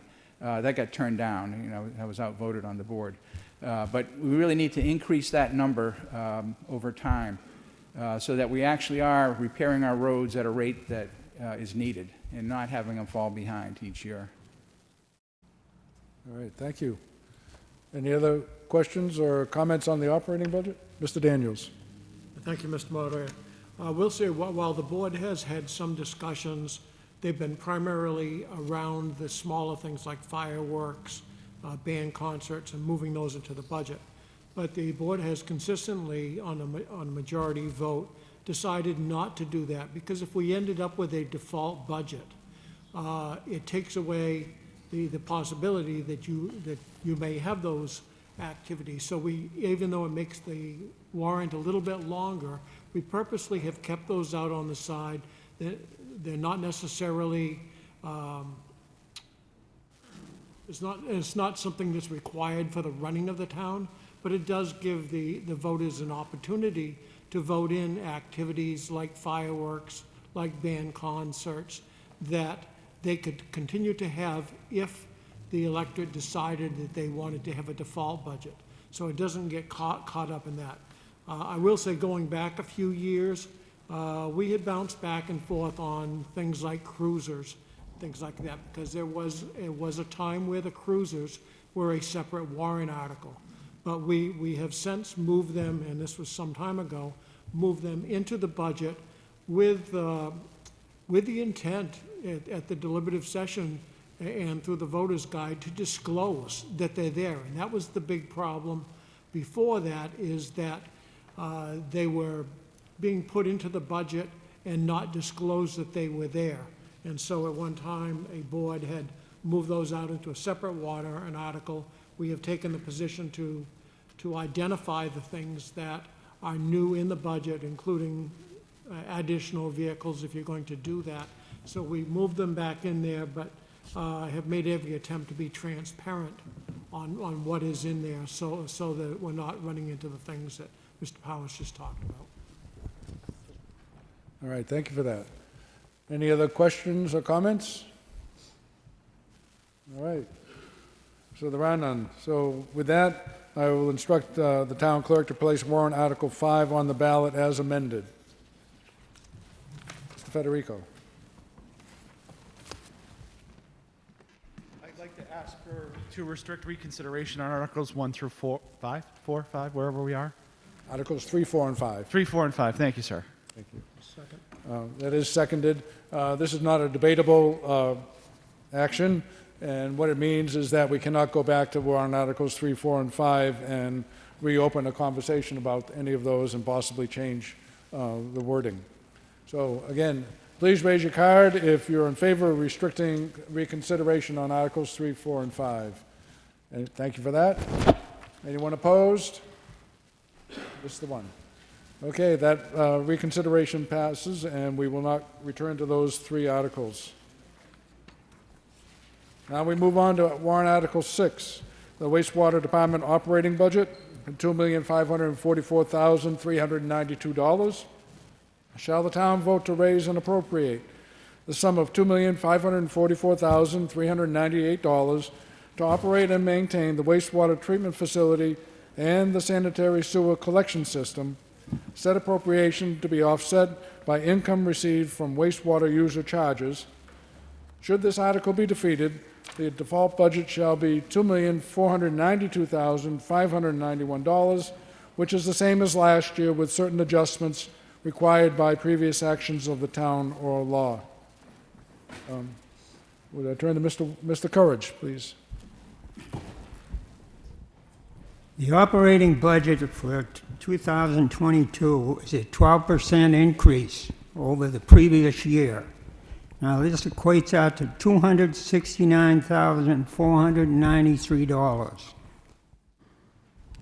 The major portion of this increase is for interest and bond payments on 2 major projects that we've done over the last 2 years. One is the sludge dewatering upgrade, and the second one, which is in progress right now, is the reconditioning of the secondary clarifiers. Those are 2 tanks that we have down there, 55 feet in diameter, approximately 12 feet deep, with mechanical mechanism in those tanks that do separations of the solids.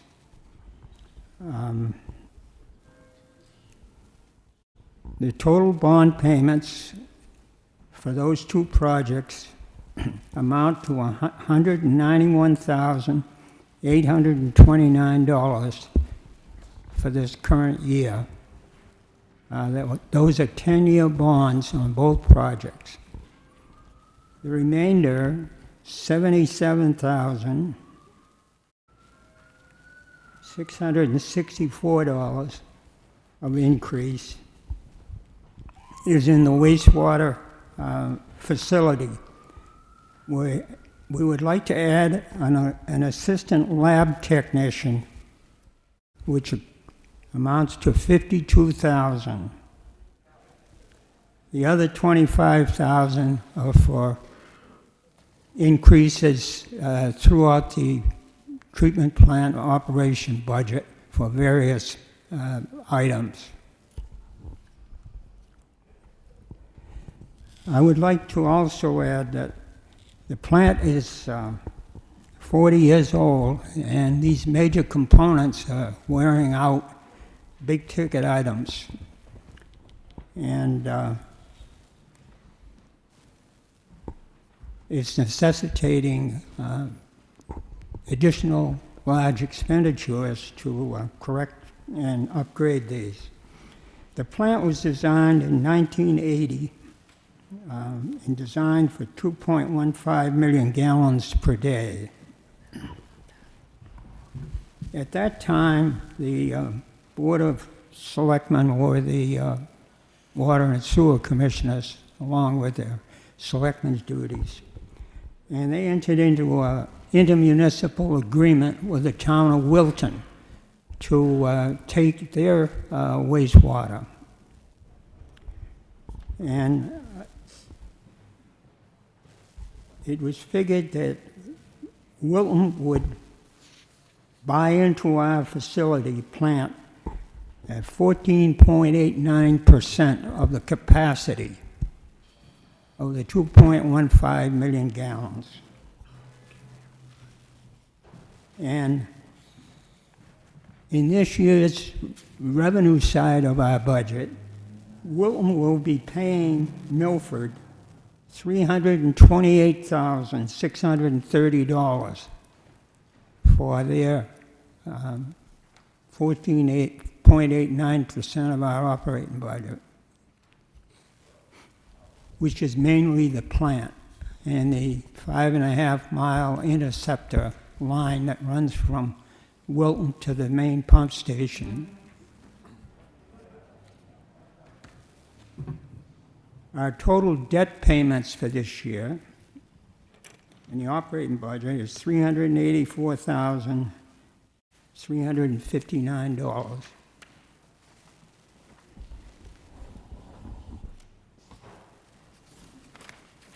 All right, thank you for that, Mr. Courage. Mr. Pank. The Budget Advisory Committee supports this warrant article 9-0.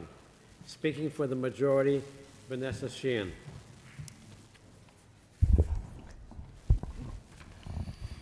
This budget is funded by sewer user fees. This funding provides for the operations and maintenance of the wastewater treatment facility and the sewer collection system, serving approximately 3,400 customers. All right, thank you. Any questions or comments on Article 6, the wastewater department operating budget? Yes, right ahead. You still have to identify yourself. Catherine sir. Parenti, Orchard Street. It says the Board of Commissioners recommends this article 0-0, so hopefully that will be corrected by the time this gets published. You get the question. Yeah. Okay.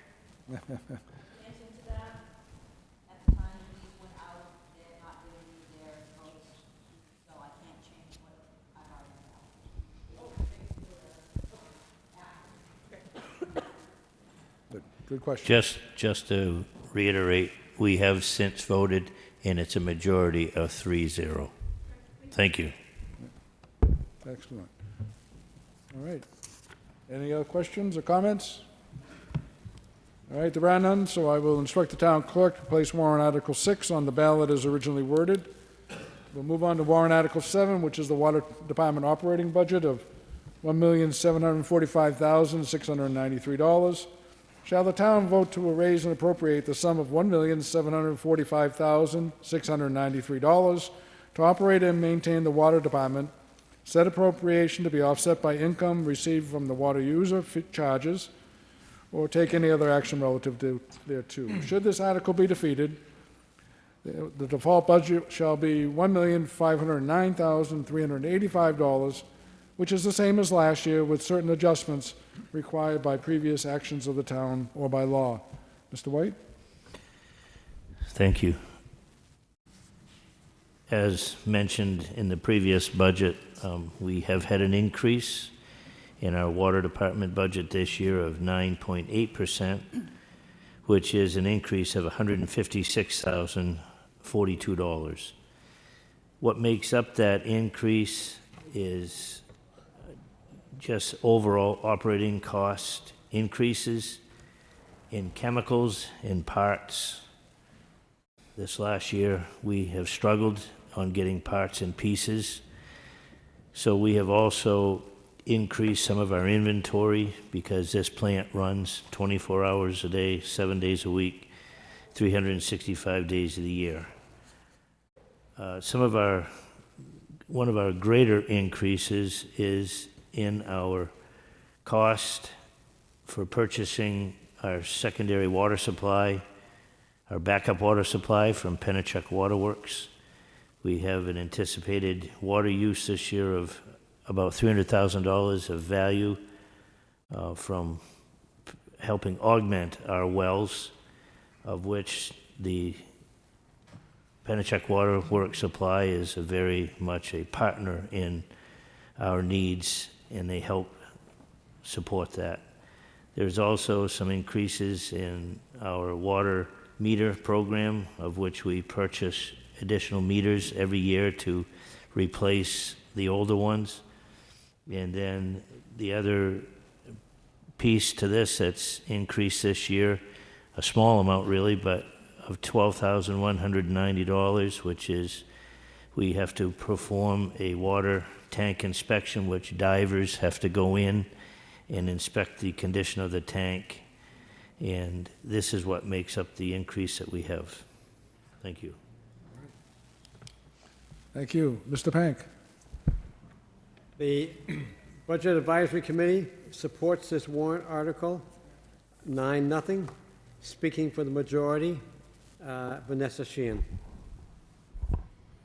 The operating budget is funded by water user fees. This funding provides for the operations and maintenance of the water system, serving approximately 2,915 customers. All right, thank you for that. Any questions or comments on the Water Department operating budget? Excuse me. All right, there are none, so I will instruct the town clerk to place warrant Article 7 on the ballot as originally worded. Well, let's move on to warrant Article 8, which is the fire rescue truck number 1 replacement, a 7-year lease purchase. Shall the town vote to authorize the Board of Selectmen to enter into a 7-year lease purchase agreement in the amount of $735,000 for the lease purchasing of a fire rescue truck with appropriate equipment for fire department operation? It will replace the current 1987 E1 rescue truck, and to raise and appropriate $100,000 from the Fire Apparatus Replacement Capital Reserve Fund as a down payment to reduce the lease purchase price. Furthermore, to raise and appropriate $101,636 for the first year's payment for this purpose. Mr. Daniels. Mr. Dargy? Mr. Dargy, please. Thank you. The majority of the board supports this article. Rescue number 1 is the fire department's heavy rescue unit, which carries vehicle extraction equipment and other technical rescue equipment used regularly. This vehicle responds to all motor vehicle accidents, hazardous material incidents, and water and technical rescues. It's over 34 years old, it's in marginal condition, and it does not have important current safety features. The replacement vehicle will also be equipped with a pumper, thus allowing a single vehicle to respond to incidents instead of the current practice of having both a pumper unit and a rescue unit being required to respond together to many incidents. This will allow for considerable manpower savings over the coming years. It will improve total response time, and it will improve our insurance rating. Thank you for that. Is there a minority? Yeah, Mr. Labonte. I'm the minority on this warrant article. Although I agree the rescue truck could be replaced, I feel they're more affordable options versus going with a truck with a pump and a tank. I'm not going to disagree that it needs to be replaced for the age that it's at, but I guess my feeling, and it's just my feeling from what I've talked to from different departments, different people, that you can still go through and do the same concept as what we have as a rescue, but without a pump and a tank. I did take the chief's advice and actually go through and look at like the Galveston, Houston, whatever. And I did look at a lot of the different prices, and there's so many different choices you can go after. But to me, I guess it's still my feeling that you can still do it for probably a couple $100,000 cheaper by going back to just I'm going to call it a rescue box truck versus having the tank and the pump. All right, thank you for that. Mr. Pank. The Budget Advisory Committee supports this warrant article 9-0. Speaking for the majority is myself. The current rescue truck is a 1987 E1 Rescue, which is currently 35 years old as of 2022. The life cycle of an average rescue truck is 25 years. Rescue 1 responds to most accidents, hazardous material incidents, and water and technical rescues. Currently, the fire department dispatches both rescue and an engine to all vehicle accidents with injury or unknown injury. The new rescue will be a Class A pumper rescue. By combining an engine and a rescue, the department will reduce the need for two pieces being on the scene, thus tying up resources. It should also reduce the maintenance budget. Currently, the department has spent about $18,000 on Engine 3 in the past 3 years. As a result of purchasing this new piece, we are not taking away any apparatus, we are enhancing the fleet by adding a rescue pumper. All right, thank you for that. Yes, sir.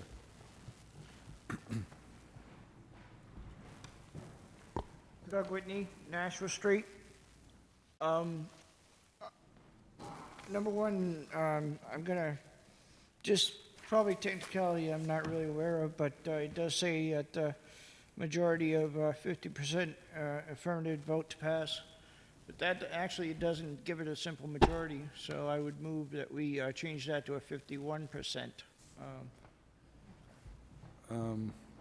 Okay, before we make that a formal motion, and I'll ask for a second, can I ask Attorney Radigan?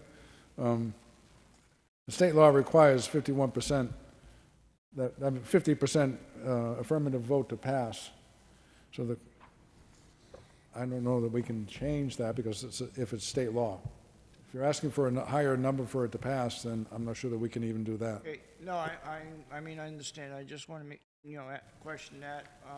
And then that was my first question, and I want to speak to the article. Yes, the 50% vote number is the correct number. That's state statute. Okay, So, thank you. okay. I want to speak to the article, and I want to thank both the Budget Advisory Committee and the majority of the Select Board. I'm looking at this from a tactical, or actually logistics point of view. For 20 years, I was an EMT between the town of Milford and the town of Wilton. And when I'm sitting inside a vehicle during an extrication, I want the best possible fire suppression to be there. However, I also realize that we do have limitations on manpower, that we're trying to keep, the best possible resources to the town. And if we need to roll out a second piece of apparatus, right now I think we have 3 firefighters and the chief that are full-time employees, and other call volunteers, not volunteers, but other call firefighters may or may not be available. So I think it's very important that we pass this warrant article as is. Thank you. All right, thank you. You were first. Doesn't You were matter to first. me. Both will have a chance. So the Kevin Federico, 146 Westchester Drive. Figured you got that by now. So I just wanted to talk to the fact that, the number that caught me isn't the cost, isn't the operational status of the vehicle, isn't the pump, isn't the water. It's the fact that this vehicle is 35 years old. I think it's pretty safe to say that no one's daily driver in this room is more than 20 years old. I could be wrong, but it's probably not more than 20 years old. Certainly probably not more than 35 years old. I just want to go back to, we have department heads. We have a police chief, we have a fire chief, we have an ambulance director. We have these department heads, we pay them a salary because we always say, the board always says, hey, the budget's 85% salary and benefits. We really can't do much about that. And you're right, you can't, unless you're talking about other things. But we have a fire chief. Fire chief is a professional. We've hired him to be a professional. He lives in this community. He understands this community. He's picked out a vehicle that is not only best for his service, but also best for the taxpayers. He's watching that bottom line. They all are. That's what we pay them to do. So I'm not questioning the vehicle that he's put in front of us because he's the paid professional. And I strongly encourage this board and the Budget Committee to listen to the paid professionals that we hire and we pay a salary every day to do their jobs. All right, thank you. Yes, sir. I didn't think I'd need my gavel up here, but we'll have to hold your applause, please. James Powers, 252 Melindy Road. Can you just clarify in the statement it's lease purchase? Is this actually a lease or will it be an actual purchase? Because Mr. Calabria, yeah. Yes, it will end up being a lease purchase at the end of the term for $1. okay, and that's under a contract. Yep, that's Why- usually how we set our leases up. So we make the 6 payments, 7 payments in this case for a fire truck, and at the end of the lease we purchase the vehicle for $1. Is that cheaper than outright purchasing the vehicle? If we had the funds, it would absolutely be cheaper because we wouldn't incur 7 years of interest. Okay. My next question is the town willing to look into a cost study to transition the town from part-time to full-time with possibly some costs that the town can recoup from other surrounding towns by having a full-time fire department? Mr. Daniels or perhaps Chief Flaherty?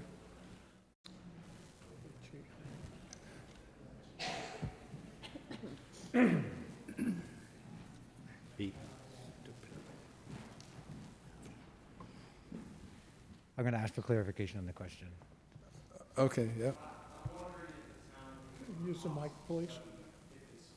Yeah, if you could just use the mic, for everybody's benefit, thank you. I'm wondering if the town will do a cost study to see whether or not it's more effective for the town to have a full-time fire department opposed to having a part-time fire department, because it seems the transition is we're hiring more and more full-time firefighters. Why not just do a cost study and go with a full-time fire department if it's not going to impact the community? Because a full-time fire department would be more beneficial for the community as well as the surrounding, and I would believe that we could possibly get agreements with like Wilton, Amherst, Brookline, potentially Hollis, if they can pay into the system as well. So the charge at the beginning, when we were going... You'll have to talk to the mic, So at the charge at the unfortunately, beginning, when we were adding the members, the 3 new members, and the proposed budget now was to do a phase-in project. By going to a all-in, as that would be suggesting, would be we'd put that budget up at least $2 million. We currently are in agreements with Wilton, Amherst, and mutual aid agreements, so we do provide mutual aid with them. There is no cost to that. I don't know how we would initiate a cost that we would protect Wilton taxpayers with the Milford money and all that other stuff, so that would be something that the board would have to go through. There are companies out there that do this. The IFF will do it. MRI companies will do it. They'll come in and do a study, but typically the town doesn't take the studies. They'll use the study but not take the recommendations, so I think it would be a waste of money, but we can certainly move forward with that. Okay. Thank you. Mr. Daniels. Thank you. I'd like to go back and address Mr. Whitney's first question, and I guess this would be a question for Mr. Radigan. If a vote was taken on Warrant Article 8 and there were 500 people voting yes and 500 people voting no, would that article pass? You can certainly insert the word majority after the word 50%, because all you need is one more vote than votes that are negative. Okay, and that was what I'm getting at, Mr. Moderator, is that I believe Mr. Whitney's questioning was of where it says it requires a 50%, so if it did come out 50%, parliamentary-wise, I believe that the article would fail. Right. So, I guess we need to move language in there that would say requires a majority instead of 50%, requires a majority affirmative vote. Right. That's correct. So I believe I understand you, Mr. Daniels, to strike the phrase, under state law requires a 50% affirmative vote to pass?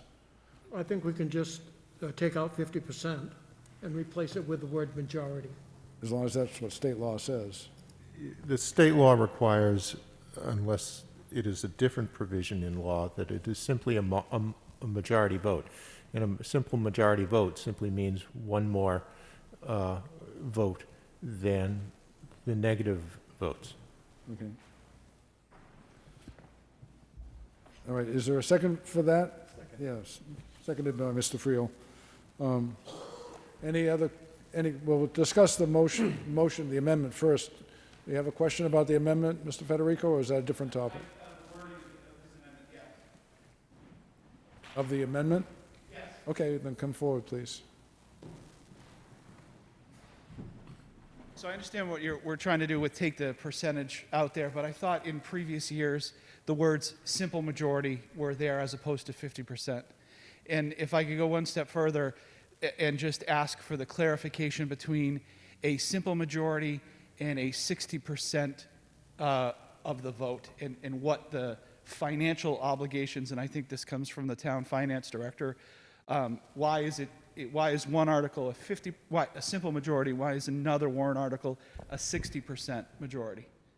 So 60% is usually reserved for bonded articles. Thank you. But also the legislature changed the law last year in regards to using capital reserves. So if you were using capital reserves for a down payment, it would have required a 60%. They changed it to a simple majority. Okay. So I'd ask if we can just make, you're asking to put in majority, can we just put in the word simple majority? And I think that clears it all up. No objection. We're not going to put one on top of the other, so we'll finish the first one, but go ahead, Mr. Daniels. I'll retract my motion and move that we change 50% to simple majority. Thank you. Thank you for that, whoever said that. All right. Excuse me.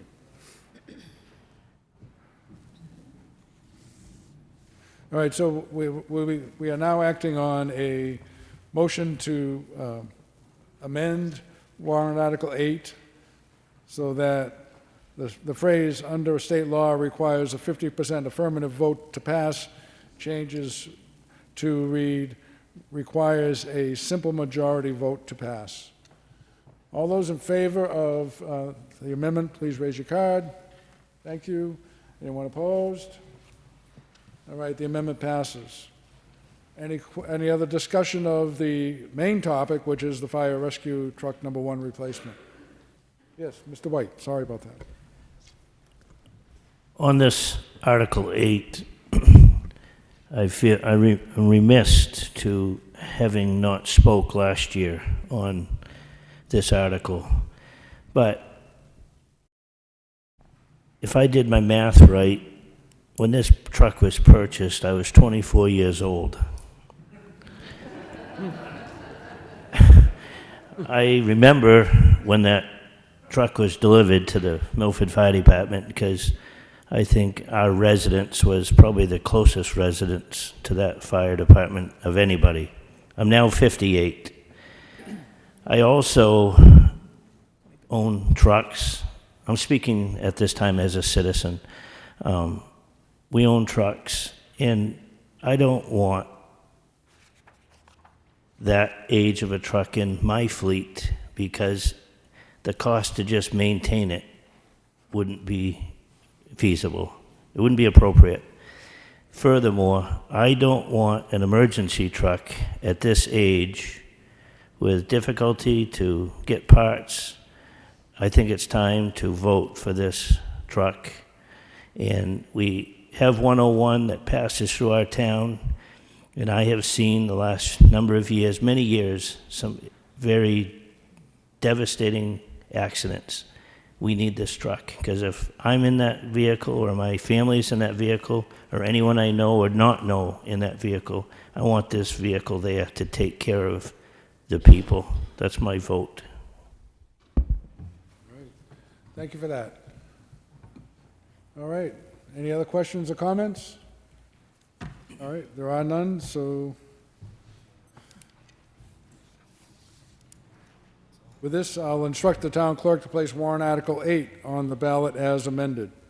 Let's move on to warrant Article 9, which is the reconstruction. Yes, Mr. Federico. I ask that you restrict reconsideration to warrant Articles 6, 7, and 8, please. All right, we can do that. Is there a second? There is a second, thank you. As before, this will prevent us from discussing any of these articles later on in the meeting. All those in favor of restricting reconsideration on warrant Articles 6, 7, and 8, raise your card. Thank you. I saw some people anticipating my call. Anyone opposed? All right. All right. We've restricted reconsideration on warrant Articles 6, 7, and 8. So with that, let's move on to warrant Article 9, the reconstruction of town roads. Shall the town vote to raise and appropriate the sum of $300,000 to reconstruct roads as detailed using cartographic data by the Department of Public Works? Mr. Daniels. Mr. Dodgy? Mr. Dodgy. Thank you. The majority of the Board of Selectmen support this article. The roads in town are in an overall poor condition, with some specific sections of roads being truly terrible. The regular town budget includes about $320,000 in funding towards road repairs, but this is not enough to keep up with the deterioration that occurs townwide each year, and we fall further behind in maintenance when we only fund at the level provided in the operating budget. Recognizing this deficiency, an additional amount of money was provided in 4 of the past 5 years to supplement the operating budget to get ahead of the typical deterioration rate. There were 3 years of $650,000 per year using bond funding and 1 year at $400,000 from a separate warrant article. A similar $400,000 warrant article was defeated last year by a narrow margin, and we therefore fell behind again this year due to lack of funding. We are proposing a $300,000 separate warrant article on the upcoming warrant to supplement the operating budget amount to try to get ahead of the deterioration rate for 2023. The total spending of about $620,000 between the operating budget and this warrant article is closer to the amount needed to maintain our roads on an ongoing basis. Thank you for that. Is there a minority report? There's no minority report. All right, Mr. Pank. The Budget Advisory Committee supports this warrant article 9-0. Speaking for the majority, Karen Mitchell. The Budget Advisory Committee majority supports this warrant for the importance of road upkeep that is crucial to our town's infrastructure and safety. The need to repair and reconstruct roads is an ongoing process. All right, thank you. Any questions or comments? Yes. Jay Duffy, 491 Nashua Street. Just a comment, Mr. Moderator. It's certainly time that these roads are repaired. I think there's been a little bit of neglect for many reasons, obviously financially, first and foremost. But Amherst Street, Mount Vernon Street is very much in disrepair, as most of us know.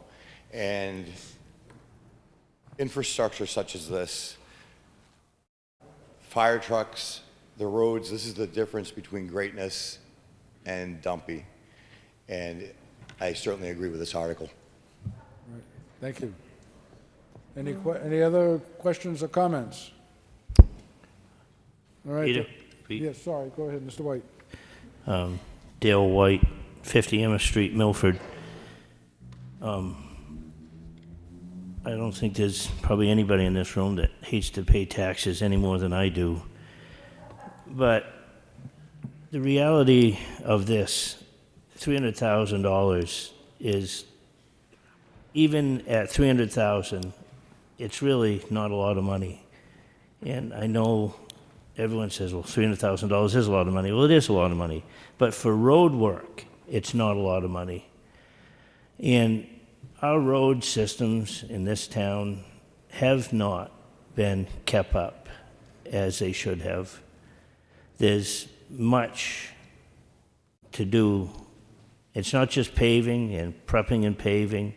It's drainage, it's curb, it's sidewalks. There's a tremendous amount of repair that needs to be done to this town.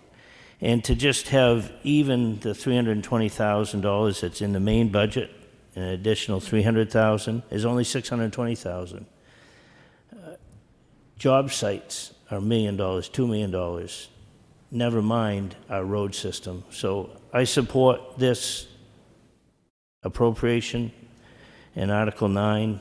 I think it's past due. We need to do it. All we ask as the citizens of this town is to spend our money wisely and spend it for the future so that we have an infrastructure that lasts, not just Band-Aid it.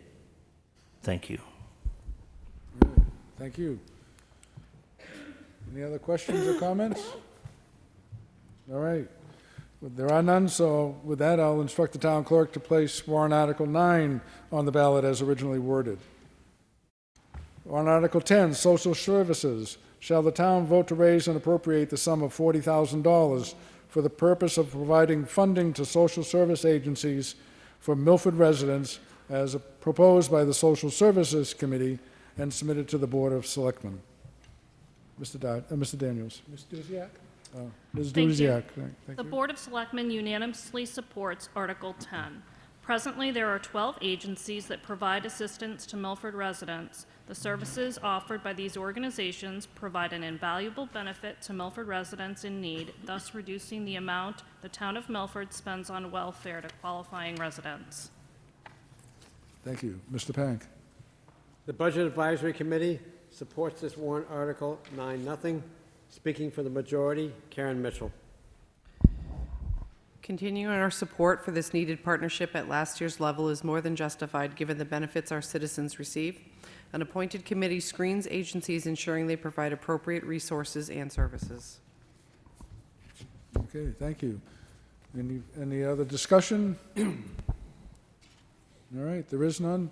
So I'll ask the town clerk to place warrant Article 10 on the ballot as originally worded. Warrant Article 11, DPW Vehicles and Heavy Equipment Capital Reserve. Shall the town vote to raise and appropriate the sum of $40,000 to be placed in the DPW Vehicles and Heavy Equipment Capital Reserve Fund? Going on, the current available balance in this capital reserve account as of November 2021 is approximately $710.37. Mr. Daniels. Mr. Dodgy? Mr. Dodgy, thank you. Thank you. The majority of the Board of Selectmen support this warrant article. Building up the capital reserve account for DPW vehicles and heavy equipment will lower the impact on the tax rate when a new vehicle or a piece of heavy equipment is purchased. The funds in the account will continue to accrue until a replacement is needed and can only be used for the replacement of DPW vehicles or heavy equipment. Using the capital reserve as a down payment on the lease purchase will lower the interest charges that are incurred when a new piece is purchased. This capital reserve account has a balance of $120,720 as of 12/31/21. Thank you. Mr. Labonte? Due to the high amount of money being requested in other parts of the warrant, the minority feels it is not the year to fund this capital reserve. Okay, thank you. Mr. Pank? The Budget Advisory Committee supports this warrant article 9-0. Speaking for the majority, Karen Mitchell. The purpose is to appropriate funds each year, allowing funds to accumulate. When a piece of heavy equipment needs replacement, funds may be withdrawn from this account to be applied to the purchase/lease. The current balance of this fund is $120,720.62. Thank you. Any other discussion? Yes, Mr. Calabria. Yes, I'd like to provide just one piece of clarification. The actual balance of $120,000 and change, 120 of that was used at town meeting in 2021 to buy the bucket loader, so the actual balance will be approximately $710 after we remove that money out. So that it's important for everybody to know that this balance is basically just the residual interest that's accrued over the last 3 years of about $710. Thank you. Thank you. All right, we're happy? Okay, any other discussion? All right. With that, I'll ask the town clerk to place warrant Article 11 on the ballot as originally worded. Turn the page, and we're on warrant Article 12, non-emergency community transportation bus services, fondly known as the Blue Bus. Shall the town vote to raise and appropriate the sum of $32,000 for the dollars for the purpose of providing the town's share of funding to the Sauhegan Valley Transportation Collaborative, SVTC, in order to continue operating a regional, non-emergency, wheelchair-accessible transportation service, providing rides within the designated service area to seniors, people with disabilities, and the general public. Ms. Duziak? Ms. Duziak. Thank you. The Board of Selectmen unanimously support Article 12. Sauhegan Valley Transportation Collaborative Bus Service continues to provide affordable, wheelchair-accessible transportation for non-emergency healthcare appointments and other essential activities. As of December 31st, 2021, the bus service had provided 39,680 rides to area residents since October 2008. Milford residents have benefited from 25,534 of these rides. This is an invaluable service to the town of Milford as well as surrounding communities, which greatly benefits the town's elderly and disabled population, giving them a sense of independence. Thank you for that. Mr. Pank. Okay. The Budget Advisory Committee supports this warrant article 9-0. Speaking for the majority, Karen Mitchell. This appropriation has been approved yearly as Milford's share of the cost for citizens needing rides to medical appointments, pharmacies, groceries, and some department stores in the area. This service is especially important for seniors, the disabled, which the bus is a wheelchair-accessible bus, and citizens without their vehicles. A small fee is also paid by the rider if able. All right, thank you. Discussion, please.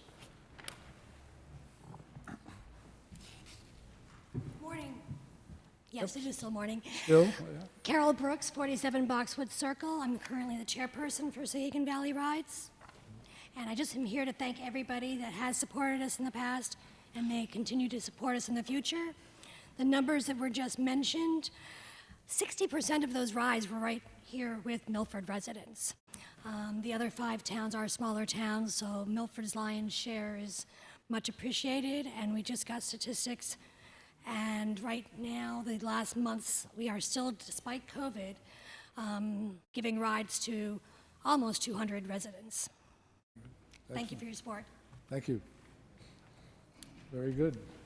Any other discussion? All right, there is none, so I'll ask the town clerk to place warrant Article 12 on the ballot as originally worded. We can move on to warrant Article 13, Town Facilities Renovation and Major Repair Replacement Capital Reserve. Shall the town vote to raise and appropriate the sum of $25,000 to be placed in the Town Facilities Renovation and Major Repair Replacement Capital Reserve Fund? I said that without taking a breath.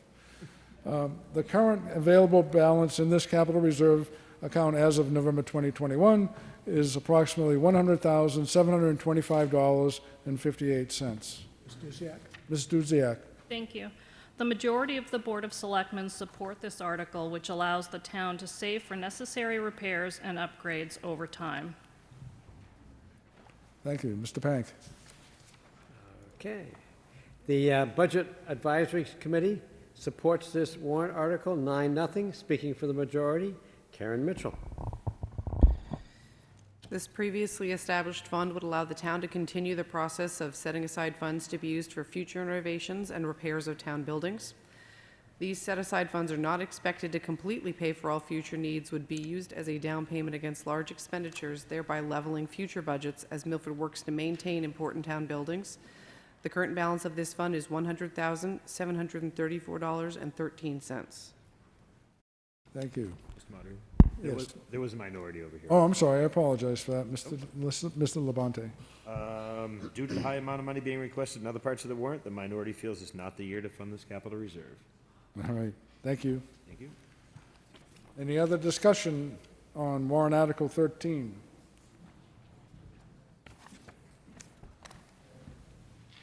All right. There is none, so I will instruct the town clerk to place warrant Article 13 on the ballot as originally worded. We can move on to warrant Article 14, the Ambulance Vehicle Replacement Capital Reserve. Shall the town vote to raise and appropriate the sum of $25,000 to be placed in the Ambulance Vehicle Replacement Capital Reserve Fund? The current available balance in this capital reserve account as of November 2021 is approximately $100,725.58. I just read that number. So the capital reserves were all started the same year, so they have all the same amount of interest accrued. Oh, okay. All right. All right. Mr. Dodgy, thank you. Thank you.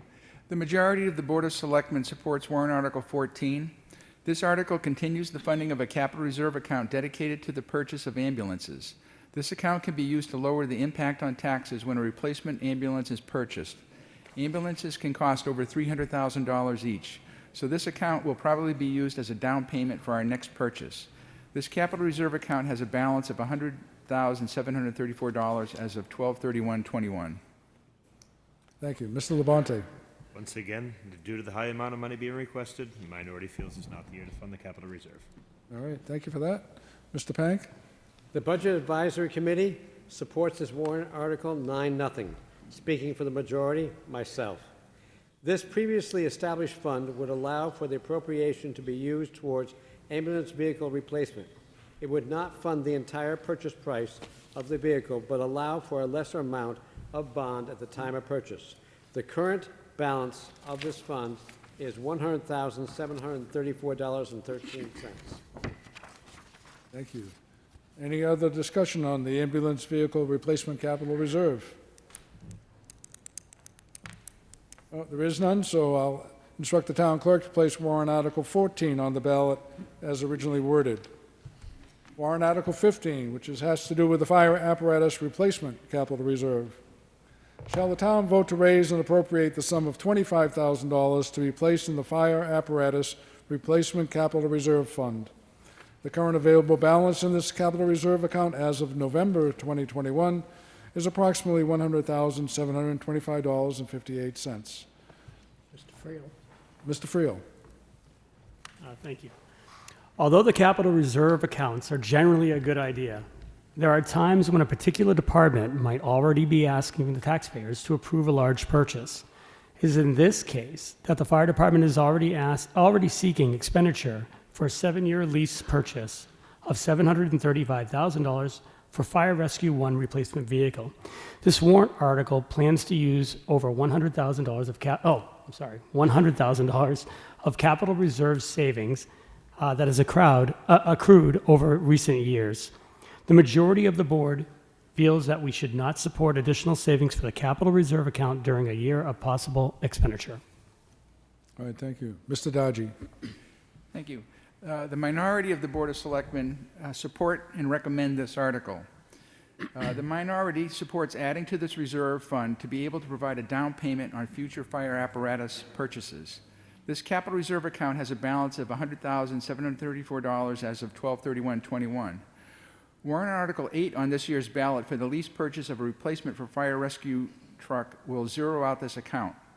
This year's capital improvement shows that a replacement for fire engine number 2 is scheduled for next year, and therefore the funding for this article will be used towards a down payment for that lease purchase. Thank you. Mr. Pank. The Budget Advisory Committee supports the warrant article 9-0. Speaking for the majority is myself. This previously established fund is for the purchase of fire apparatus needed in the future. It would not necessarily fund the entire cost of the future purchase, but would allow for a larger down payment towards a future purchase of equipment. The current balance of the fund is $100,734.13.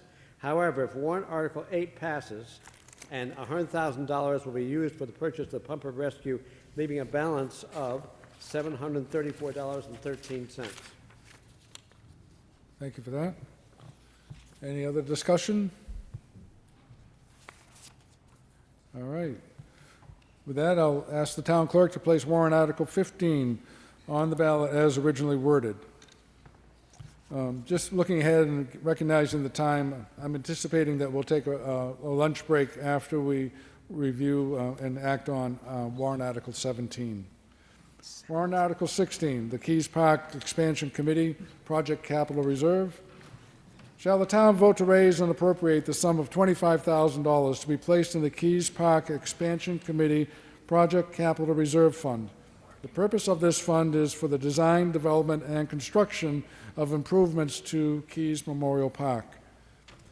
Further on, it says the current available balance in this capital reserve account as of November 2021 is approximately $547,093. Thank you, Mr. Moderator. The majority of the board does not recommend this article. While the Board of Selectmen has adopted a policy of using capital reserve accounts to deter spikes in the future financial requests for some critical items, the board this year has focused on higher priority, more critical items than this article. The majority of the board opposes this article for the following reasons. Number one, it is not a critical item essential to the running of the town this year. And two, discussion this year regarding the use of funds from this reserve has focused more on using the capital reserve funds for small expenses, whereas the purpose of a capital reserve is to even out the amount that is requested for large expenditures, which would otherwise cause a spike in the tax rate. Thank you for that. Is there a minority report? Yes. Yes. Thank you. The minority of the board supports the continued funding of this capital reserve account that is dedicated to making ongoing improvements to Keys Park pursuant to the master plan dated December 20th, 2016, and as amended. All right, thank you. Mr. Pank. The Budget Advisory Committee supports this warrant article 9-0. Speaking for the majority, Paul Bartolomucci. The Budget Advisory Committee supports this Article 9-0. Milford taxpayers have approved funding this article 3 times in past years. The 3 approved fundings totaled $75,000. The Board of Selectmen approved using funds from this article to accomplish 3 tasks. First, approximately $15,000 was used to survey the property, which we all know as 127 Elm Street. Second, a smaller sum of $750 was used to purchase signage for both the east and west entrance to the park. This was important because the closure of the east entrance during the year-long EPA Fletcher cleanup project. Recently, the Board of Selectmen used approximately $60,000. It was allocated to contract with H.L. Turner Group to conduct a feasibility study for future Keys Park improvements. Since all previous funds have been expended, the request for $25,000 will be needed to implement components of the first phase of the Keys Memorial Park Expansion Committee report. Improvements such as, but not limited to, the construction of walking and biking paths along the river, installation of lighting on the west side of the property, and if you do drive down there, it's dark at night, and cameras for video security of the property. The original plan can be found at the website that's noted. All right, thank you, Seth. Any other discussion? Yes, Mr. Federico. Thank you. I just want to voice my opinion that I think the majority of the Board of Selectmen are being short-sighted on this issue. And the reason I think you're being short-sighted on this issue is you have a petition warrant article in front of you for $400,000 to tear down that building at 127 Elm Street. And here's my point. You're not listening to the taxpayers. You're not doing enough because you've got taxpayers that are putting a petition warrant article in front of you that the majority of you don't support, and you're not funding the capital reserve. My strong encouragement to the Board of Selectmen and the majority that aren't funding this capital reserve is fund this capital reserve. The taxpayers are telling you that they want you to take action on this property, not all at once, not millions of dollars, but a short $25,000. And I say that with a grain of salt because $25,000 is a lot of money. But take action that supports what the taxpayers are telling you, and you're not listening to them. Thank you. All right, thank you. Good for you. Is there any other discussion on warrant Article 16? All right, with that, I'll instruct the town clerk to place warrant Article 16 on the ballot as originally worded. We'll move on to warrant Article 17, which is the Teamsters Union Collective Bargaining Agreement from 2022 to 2025. Shall the town vote to approve the cost items included in the Teamsters Collective Bargaining Agreement, or CBA, reached between the Board of Selectmen and the International Brotherhood of Teamsters Local 633 for contract years 2022, 2023, and 2025. Also, the range from 1 April 2022 to 31 March 2025. Yes, I know 2024 is missing. Which calls for the following increases in benefits and to further raise and appropriate the sum of $32,000 for the fiscal year 2022. Later on, it goes on to say that in 2022, $23,234 is to be raised by general taxation in 2022. $3,245 is to be raised by water user fees, and $5,591 is to be raised by sewer user fees. Mr. Daniels. Thank you, Mr. Moderator. The Board of Selectmen unanimously recommend this article. And we support this work achieved by our negotiating team to develop and negotiate a 4-year contract that is fair and supported by all parties. Cost allocations will come from 3 funds. Number 1, the general fund. Number 2, the water fund. Number 3, the sewer fund. The amounts allocated from each fund for each year of the contract are detailed in the warrant article itself. Thank you, Mr. Moderator. Thank you. All right, Mr. Pank. The Budget Advisory Committee supports this warrant article, 6-0. Speaking for the majority, Karen Mitchell. The Board of Selectmen and the Teamsters Union have successfully negotiated a contract for salaries and benefits for the years of 2022 through 2025. The increase in raises will follow the schedule of 4%, 3%, and 3%, beginning with the year 2022.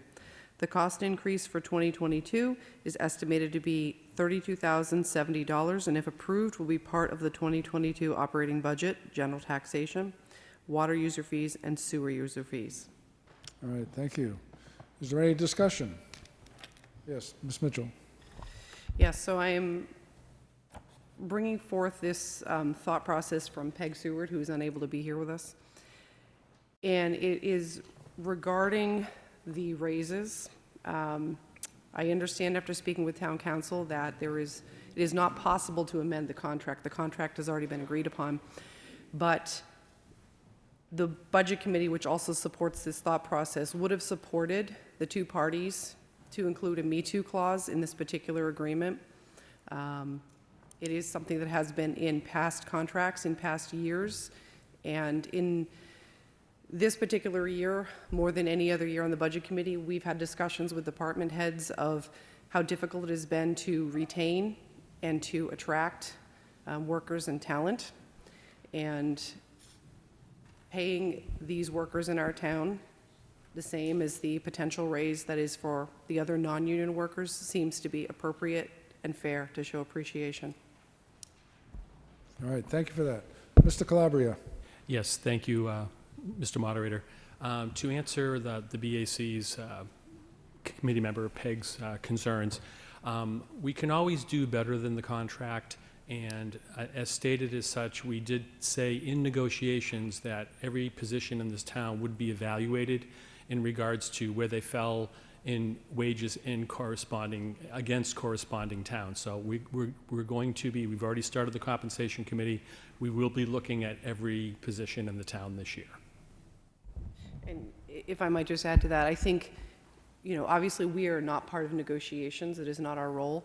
It's just an opinion on how we felt about the contract itself. And to Peg's point, we also did negotiate other benefits besides salaries. So there are other considerations that the union is going to get this year if this passes it on the March 8th town meeting. Thank you. Thank you. Yes, Mr. Daniels. Thank you, Mr. Moderator. For clarification, on the warrant article where it lists out the years for contract years, currently saying 2022, 2023, and 2025, I would like to add in 2024 after 2023. Okay, before that is seconded, would you also mind inserting a couple of words? Let me show you one. It says increases in benefits. It should read wages and benefits. And down here, it should read wages and benefits. So we get three different things. If you don't mind adding that to you.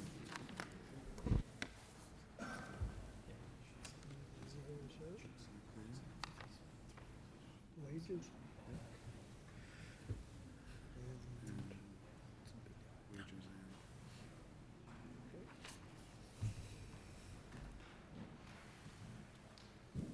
Hey, Mr. Moderator, I would like to amend my motion for amendment. It hasn't been made yet, so you can start fresh. Okay.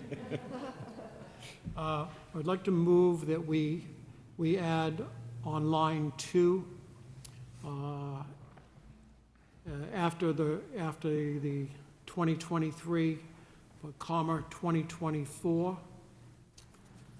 that on the next line where it talks about increases in benefits, that be changed to increases in wages and benefits, and also in the notation with the asterisk at the end of the article to cover wages and benefit increases.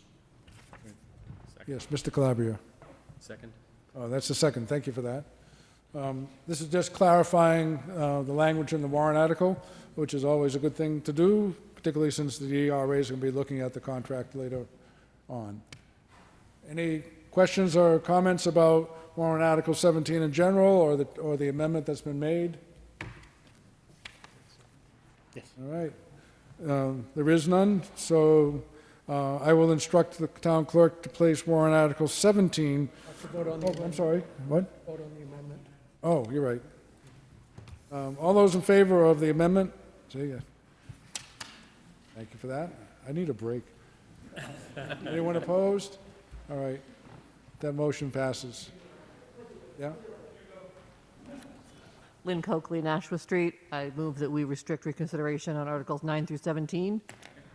Okay, but can you hold that for a minute? I have to. Oh, you have to say the I have to thing. tell the clerk what to do. Okay, go ahead. Sorry. Thank you. Got excited. Thank you. Thanks for that voting on that amendment. So with that, I'll ask the town clerk to place warrant article 17 on the ballot as amended.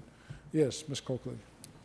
Lynn Coakley, Nashua Street. I move that we restrict reconsideration on Articles 9 through 17. Second. And that is seconded. Thank you. All those in favor of restricting reconsideration on articles 9 to 17? Is there anyone opposed? There is none, so we have restricted reconsideration. I'll grab my gavel. It's 12 o'clock noon. We will take a recess and reconvene at 12:30. Thank you. Yes. Final vote, Thank you. All right, good afternoon, and welcome back. I hope you enjoyed your lunch wherever you partook. I imagine Dolores Fiscalis has some leftovers, so don't forget to stop by the banquet hall on your way out later this afternoon. With that, we'll reconvene today's meeting, and we'll begin our discussion with warrant article 18, the assessing reevaluation capital reserve. Shall the town vote to raise and appropriate the sum of $22,500 to be placed in the assessing reevaluation capital reserve fund? The current balance in this capital reserve account as of November 2021 is approximately $407.14. Mr. Daniels. And that's Mr. Dargy. Well, Mr. Dargy then, okay. Thank you. The Board of Selectmen unanimously support warrant article 18. This article continues the practice of funding a capital reserve dedicated to assessing revaluation expenses. We are required by law to do a formal reappraisal for all property every 5 years. This funding approximates the average annual cost of performing the reappraisal. Funding the capital reserve is an attempt to have approximately uniform annual payments towards reassessment, rather than having a single large individual payment every 5 years, and to avoid the spike in taxes as would occur if we used that method. This capital reserve account has a balance of $31,484.12 as of 12/31/2021. Thank you for that. Mr. Pank. The Budget Advisory Committee supports this warrant article, 9-0. Speaking for the majority, Karen Mitchell. Each town is required by state statute to assess all property every 5 years to guarantee that each parcel is updated to its current value. This previously established fund would allow the town to reduce its tax impact during the year that the required assessments take place. The current balance of this fund is $31,484.12. Thank you. Any other discussion on the assessing reevaluation capital reserve? All right, there is none, so I'll instruct the town clerk to place warrant article 18 on the ballot as originally worded. Warrant article 19, the Conservation Land Fund. Shall the town vote to raise and appropriate the sum of $20,000 for the purpose of adding it to the Conservation Land Fund? Further on, the article reads, contribution furthers the protection of the town's natural resources. Mr. Friel? Mr. Friel. It is the majority of the board's position not to recommend this article. Currently, the town budget for the year 2022 is considerably higher than in 2021. The majority of the board believes that we should not compound the inflated budget with the possibility of additional expenditure on Conservation Land Fund. Although we generally support the idea of saving over time to help offset large, costly purchases, There are times we feel it is not necessary. The Conservation Land Fund currently has a balance of $105,000. The majority feel this is a year that additional savings can be foregone. Thank you. Mr. Dodgy? Thank you. The minority of the Board of Selectmen recommend this article. This article will increase the funds in the Conservation Land Fund. These funds enable the Conservation Commission to be able to react quickly to opportunistic situations such as desirable land purchases or easement funding that become available but can't wait to be approved at the annual March vote.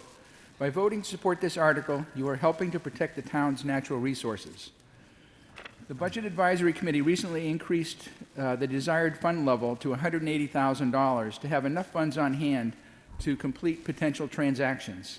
This capital reserve account has a balance of $105,000 as of 12/31/21. Thank you. Mr. Pank? The Budget Advisory Committee supports this warrant article 9-0. Speaking for the majority is Mike Thornton. Oh, no, don't hold the button. The committee recommended that there's a contribution to the fund to build onto our vibrant natural trail and recreational system, to protect the natural resources and wildlife, and provide a system of assuring access to everyone, to a total of $180,000. Thank you for that. Is there any other discussion or questions on warrant article 19? There is none, so I'll ask the town clerk to place warrant article 19 on the ballot as originally worded. Warrant article 20, which has to do with information technology infrastructure capital reserve. Shall the town vote to raise and appropriate the sum of $20,000 to be placed in the information technology infrastructure capital reserve fund? Goes on to say the current available balance in this capital reserve account as of November 2021 is approximately $21,124.21. Mr. Daniels. Thank you, Mr. Moderator. This capital reserve is to be utilized for high-cost, one-time, or occasional infrastructure items needed for the town's software, hardware, and data needs. An example of this was $19,000 that was spent out of this fund last year to upgrade our Microsoft server operating system licenses. We have roughly 20 servers running version Microsoft 2012. Microsoft will stop support for this version in 2023. This fund intends to smooth out the IT budget line from extremes ups and downs by keeping this high-cost, one-time, or occasional infrastructure items out of the budget and using the capital reserve instead. Thank you for that. Mr. Levante. Once again, being the minority, due to the high amount of money being requested in other parts of the warrant, the minority feels it's not the year to fund this capital reserve. All right, thank you for that. Mr. Pank. The Budget Advisory Committee supports this warrant article 9-0. Speaking for the majority is Kevin Hunter. IT infrastructure is a critical part of how the town operates on a day-to-day basis, both internally for the employees and externally for the residents. This capital reserve fund would be used to upgrade or replace existing hardware such as servers, SAN data storage devices, network switches, fiber between buildings, phone systems equipment, as well as major software upgrades such as server operating systems, Microsoft Office, and Exchange email. The committee feels that this fund is a worthwhile means to help prepare for future expenses, much as we already do with other town departments, which rely heavily on the town IT infrastructure to function. The current balance of the fund is $21,126. All right, thank you. Is there any other discussion on warrant article 20? All right. There is none. So with that, I'll ask the town clerk to place warrant article 20 on the ballot as originally worded. Our next item is warrant article 21, which is the summer band concerts support. Shall the town vote to raise and appropriate the sum of $9,000 for the purpose of holding the annual summer evening band concerts, bands, sound system, and crossing detail? Ms. Duziak? Thank Ms. you. Duziak, go ahead. The Board of Selectmen unanimously support this article. Milford summer band concerts are an example of why Milford is such a great place to live. The concerts are held in Emerson Park next to the post office or in the town hall when there is bad weather. Listening to the various types of music on the banks of the Sauhegan River is a wonderful experience that is suitable for people of all ages, including the many seniors that live nearby. All right, thank you for that. Mr. Pank? The Budget Advisory Committee supports this warrant article 9-0. Speaking for the majority is myself. The BAC feels that the summer band concerts provide culture and entertainment for all ages and are one of the many activities that make Milford a highly desirable place to live. All right, thank you. Is there any other discussion? All right, there isn't any. So with that, I'll ask the town clerk to place warrant article 21 on the ballot as originally worded. Let's move on to warrant article 22, the Independence Day celebration fireworks.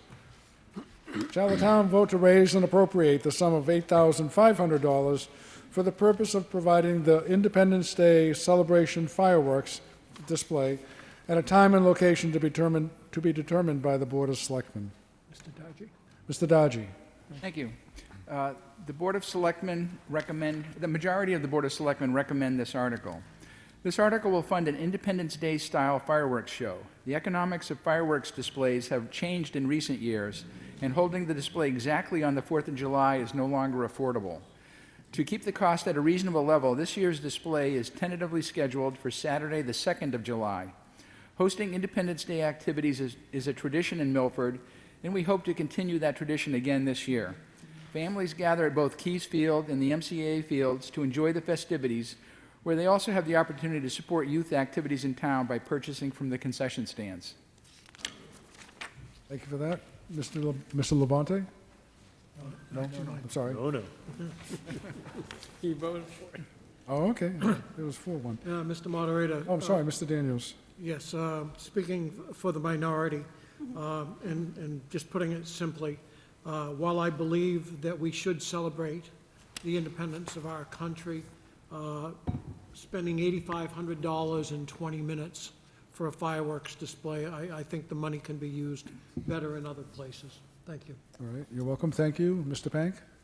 The Budget Advisory Committee supports this article 8-1. Speaking for the majority will be Karen Mitchell, and then I will speak for the minority. This appropriation would be used to cover the direct cost of the Independence Day celebration fireworks display.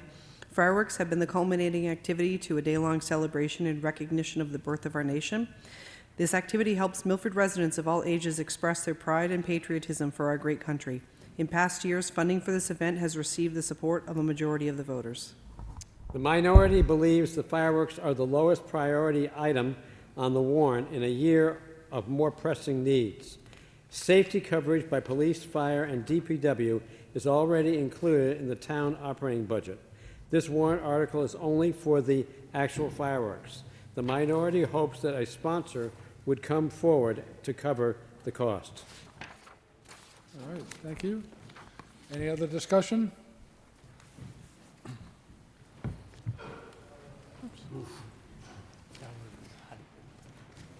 Mr. Moderator, I'm going to toot our horn. For disclosure purposes, I am a member of the Board of Directors of the Granite Town Festivities Committee. I believe that, yes, we need to continue to celebrate our nation's independence, and it's part of what makes Milford special. I'm looking here also ahead at the Hutchinson family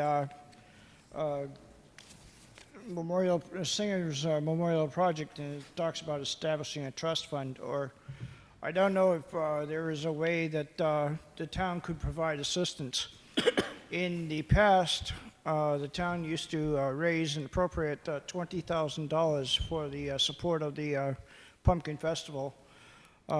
We utilized that money, and now the committee has change that expense to the town to zero on the tax purposes. So through the use of volunteerism within the town, certainly more people, that are interested specifically in the fireworks and that, I would invite them to join us and maybe for the town to look at, instead of we can't, to how can we? And thank you. All right, thank you. Any other comment, any other discussion? So with that, I'll instruct the town clerk to place warrant Article 22 on the ballot as originally worded. Warrant Article 23 has to do with the Memorial, Veterans, and Labor Day Parades and Recognition Support.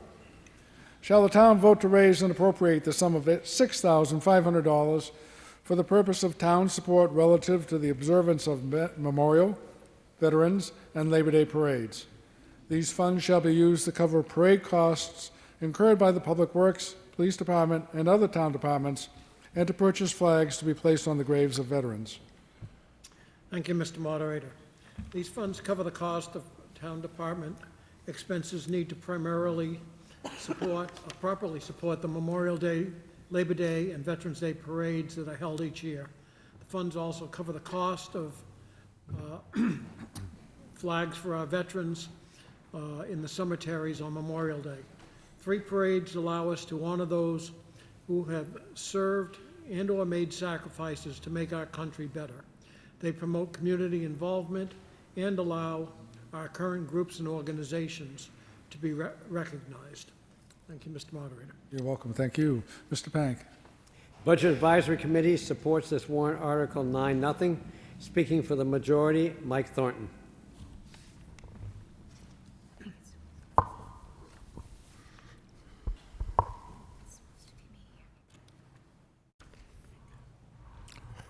These articles are well attended and popular with the community.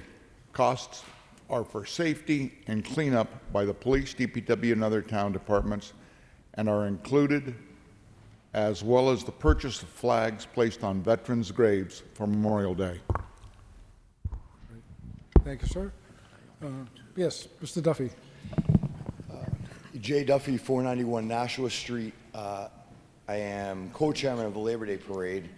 Just a little background, the Labor Day Parade in Milford began in 1946 under the direction of the VFW.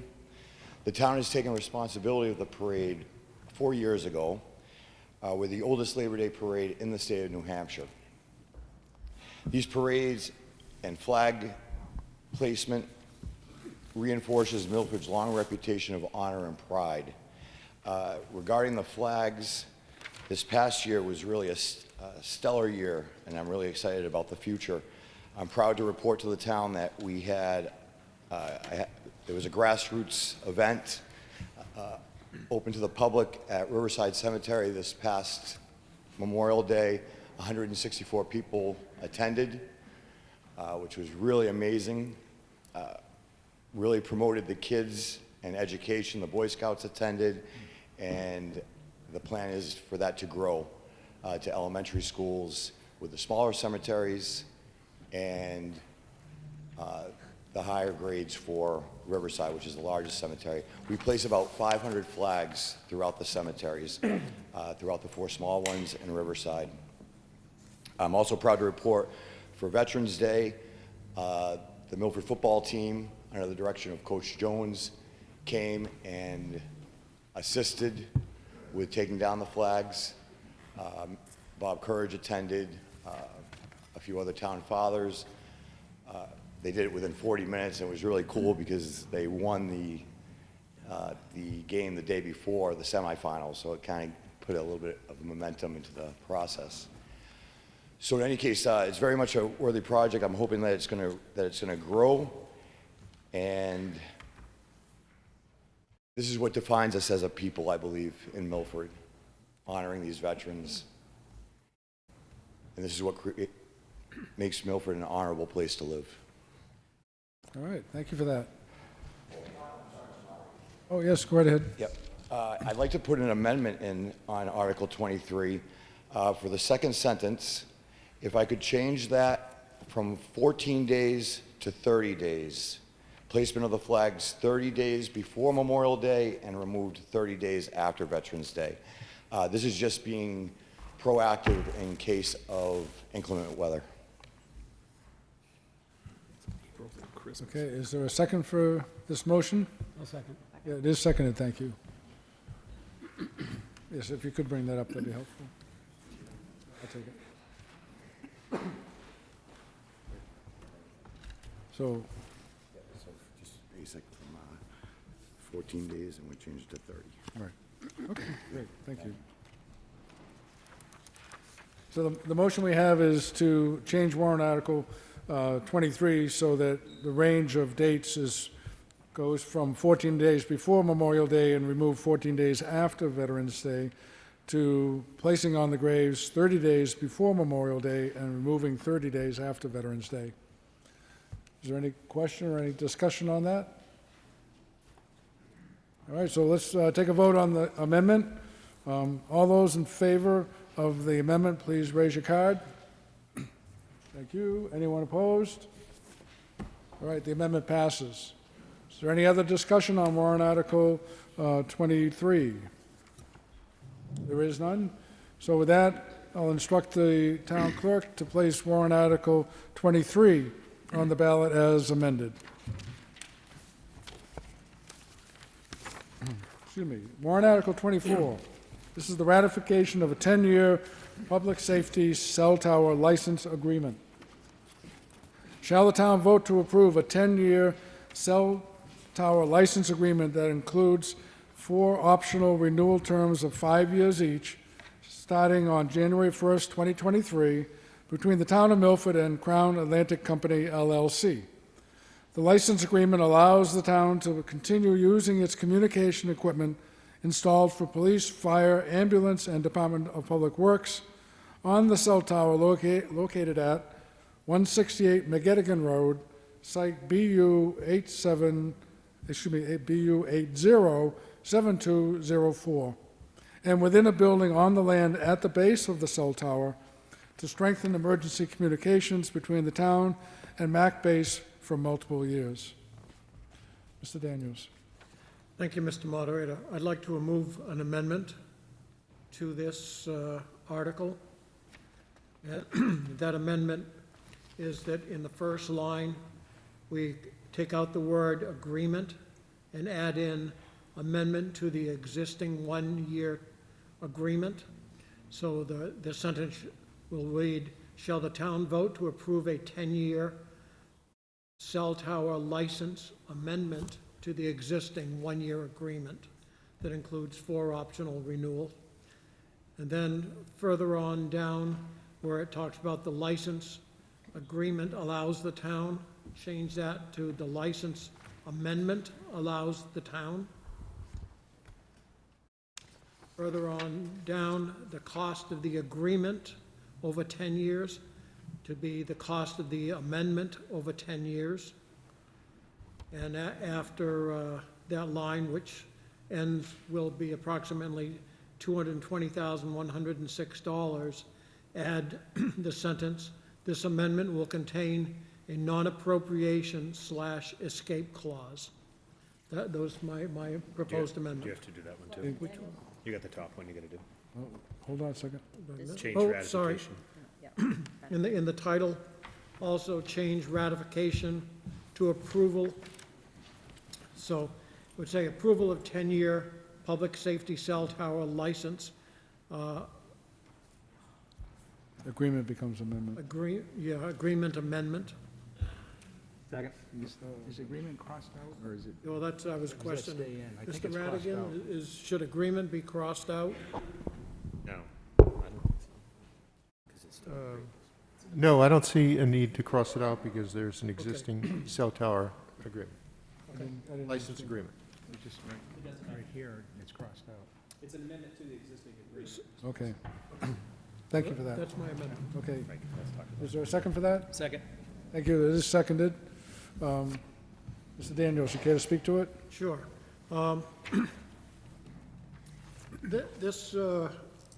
What this does, we are going to have a one-year agreement which is paid for by, with ARPA funds. So what you're looking for, what we're looking for here is approval to extend that agreement for another 10 years. And the cost over those 10 years is approximately $220,106. Again, the amendment will have a non-appropriation escape clause as part of this. So it just takes what we have in place, that we put in place for our emergency services. This is to put emergency communication equipment on a cell tower that is existing up beyond Market Basket. If you're headed to Market Basket, you can see it in West Milford. It's currently owned by Crown Atlantic Company. So this would just give approval for that 10-year agreement. And if it is approved, then the cost of that, which, roughly $2,000 to $2,200 a year will be placed in the budget. $22,000 a year. $22,000 a year, thank you, will be placed in the budget under communication. All right, thank you. Is there a minority report? This is on the amendment. Yeah. There's no minority. This No. is just, we're just discussing the amendment. We're on the amendment. Oh, okay, but, all right. Mr. Pank? We should be talking on Well- the amendment. Well, unless he wants to speak against the amendment. Okay. or- Yeah, I should be asking for anyone's input on the amendment. Yeah, Mr. Federico? Mr. Daniels, just a clarification for the room. This is an existing agreement that you've already paid for 1 year through ARPA funds, and you've already paid $2,200 for the first year, correct? I can answer that, sir.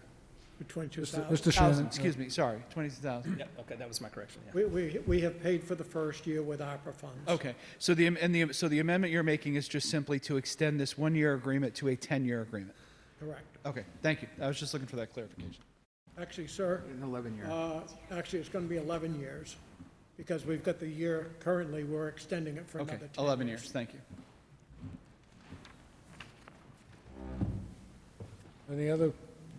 Any other questions on the amendment? Everyone understands the language,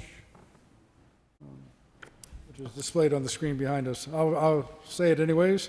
We're changing 10-year cell tower license agreement to 10-year cell tower license amendment to the existing 1-year agreement. And later on, we also, after Crown Atlantic Company LLC, we changed from the license agreement to the license amendment. And then after Town and Mac Base for multiple years, we changed the cost of the agreement to the cost of the amendment. And then after the dollar amount, we insert, this amendment will contain a non-appropriation / escape clause. Yes. Also changes in the title. And changes in the title include ratification, changes to approval, and agreement. No, agreement. Amendment is added after the word agreement. All those in, yes, go ahead. Yep. I just have 2 questions. I shouldn't touch the microphone because it's not made for short people. I guess my first question is, has anybody on the Budget Advisory Committee or the Board of Selectmen reviewed the 1-year agreement that was recently entered into? Because this is a very new development in this process. So no one has reviewed the actual 1-year agreement. Has anybody reviewed the language that's now being amended or proposed to be amended that the voters are supposed to vote on? Our town council has reviewed it. Town council has reviewed it, but no members of these 2 committees or boards have. Okay, thank you. Oops, that's all right. No, we'll let Chris, no. Dropped on the floor. Ms. Coco, Chris will get it, thank you. Yeah. Yeah, hold on 1 second. Thank you for that. Mr. Radigan. Yes, just for the record, this previous speaker has not informed the public that she's brought a lawsuit against the town challenging some of the appropriations that the town has made related to these subject matters. And I expressly suggested that there be, to my client, that there be no comments about her questions that relate to this lawsuit at this meeting. So the fact that no one has spoken in response to those questions does not mean they're doing anything other than following my legal advice. All right. Thank you for that. Okay. Any other discussion on the amendment to warrant Article 24? Okay, all those in favor of amending warrant Article 24 as been described, raise your card. Thank you. Anyone opposed? All right, the amendment passes. Mr. Moderator, Yes, Mr. Labonte. can I propose another amendment? Yes, you may. What I'd like to propose is in the title of the warrant article, after it says cell tower license agreement amendment, can I insert $220,106 gross license agreement price, $0 payment for 2022? Meaning to state that there's no, it's not appropriating any money for 22, but it is notifying the voters that the gross appropriation will still be for the 220,000 and change. Okay. So, do you have that in writing? I do. Thank you. Thank you. Tom, I have a question for you. This is not the warrant, this is the headline for the warrant article that appears in the ballot. Do we have to amend that, or is that also on the select board? If you want to, it's not an appropriation, it's private. Right. Yeah, you're taking information from the press, from the fire up and moving it.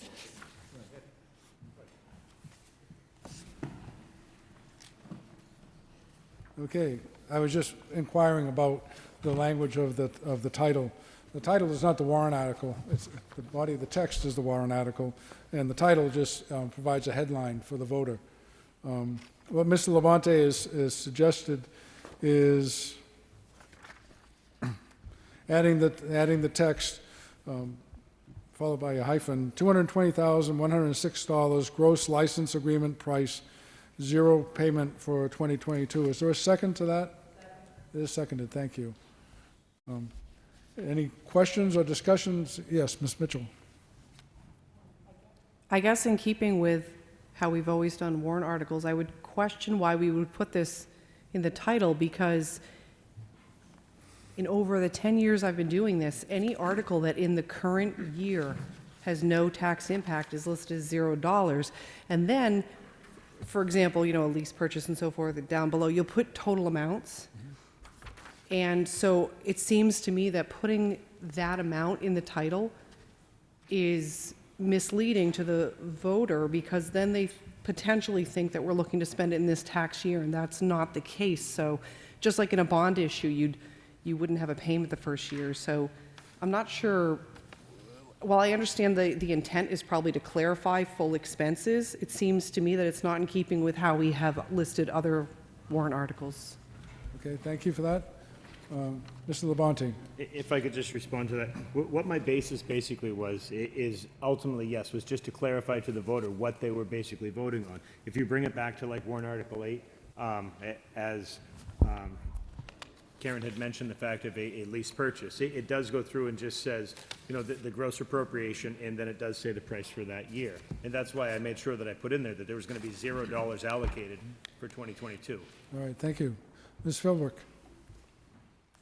Tina Philbrick, 111 Cortlandt Road. So just for clarification, warrant Article 8 is a lease purchase that uses capital reserves, so it had to be written that way. Yep. That's one. Two, in the past, our lease warrant articles have had, like Karen said, no dollar value. The last one that we did was in 2019, and it was the solar lease. And while, yes, the solar lease was to raise money for the town. This lease already has the $220,000 in the warrant itself, and it is a lease agreement to save lives. All right, thank you. Mr. Federico? I'd just like to speak against the amendment. It clearly says in the body of the actual amendment, the cost of the agreement over 10 years will be approximately $220,106. I think that makes sense to everybody, and I think that's pretty clear. And I think that if you try to add that language into the title, you're going against what we've done over tradition, because it doesn't have a tax impact in 2022. But later on, if you take the time and you read it, you understand that there's an overall tax impact of $220,106. I think if you add that to the title, you're just adding confusion to the issue. All right, thank you. Mr. Dodgy? Yeah, I have a question. If this amendment is adopted and approved, would anybody change their vote on the article? Yes. Thank you. Okay, any other discussion? Okay, so we have a motion to amend warrant Article 24 to include in the headline the phrase $220,106 gross license agreement price, and in parentheses, $0 payment for 2022. All those in favor of the amendment, please raise your card. Anyone opposed? All right, the amendment fails. Thank you. Close them out. Yes, Mr. Federico. I'd like to call the question. Okay, thank you. Yes. The question has been called. That's not debatable. All those in favor of calling the question, raise your card. Thank you. Anyone opposed? There's no one opposed. All right. I'd like to restrict reconsideration of Oh, articles. no, not. Let's Oh, you finish should this move one it, first. sorry. Thank you.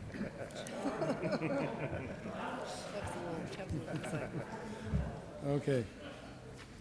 All right. I think we're through with the discussion on warrant Article 24. So with that, I will instruct the clerk to place warrant Article 24 on the ballot as amended. Thank you. Mr. Federico. Moderator? Yes, Mr. We never Vaughan. did the support, didn't support with explanations? Use the microphone, Mr. Panic. I can't hear you. I'm sorry.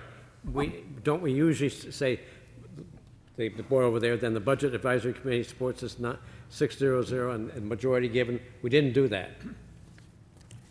Caught up in the amendment. We got caught up in the amendment, so, You want to speak to the amendment?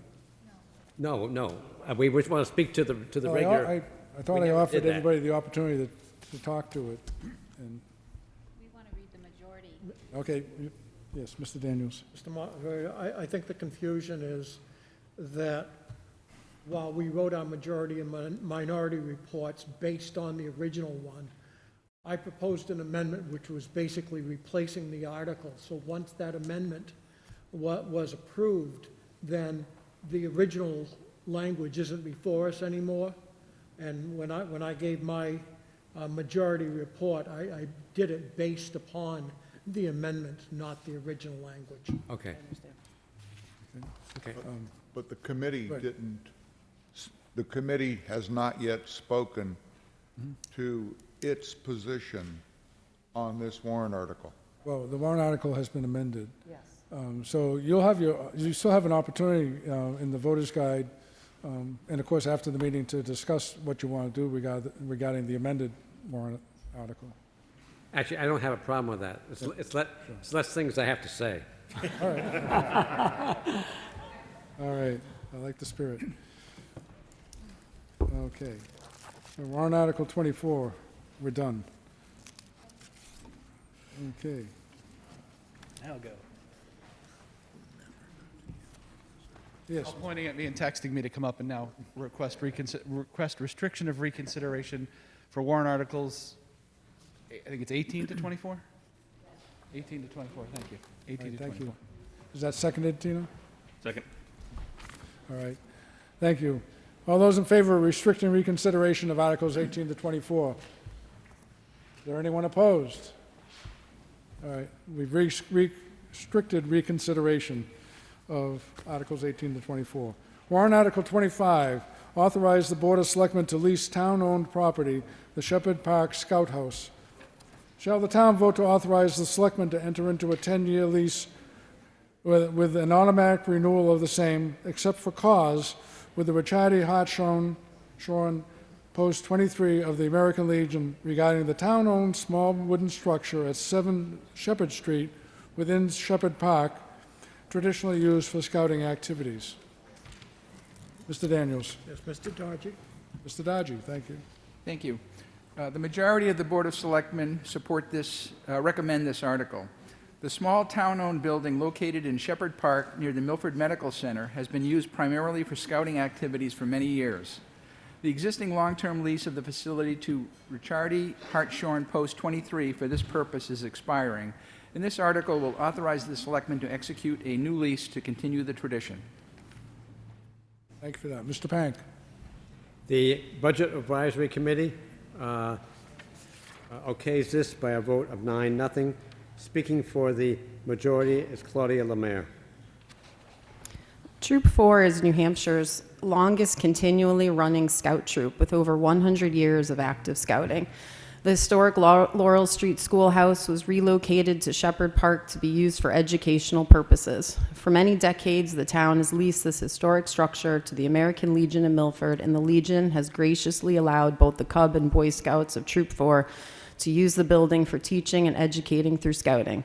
This fulfills the original intent of use through education and keeps historic Laurel Street School utilized and maintained.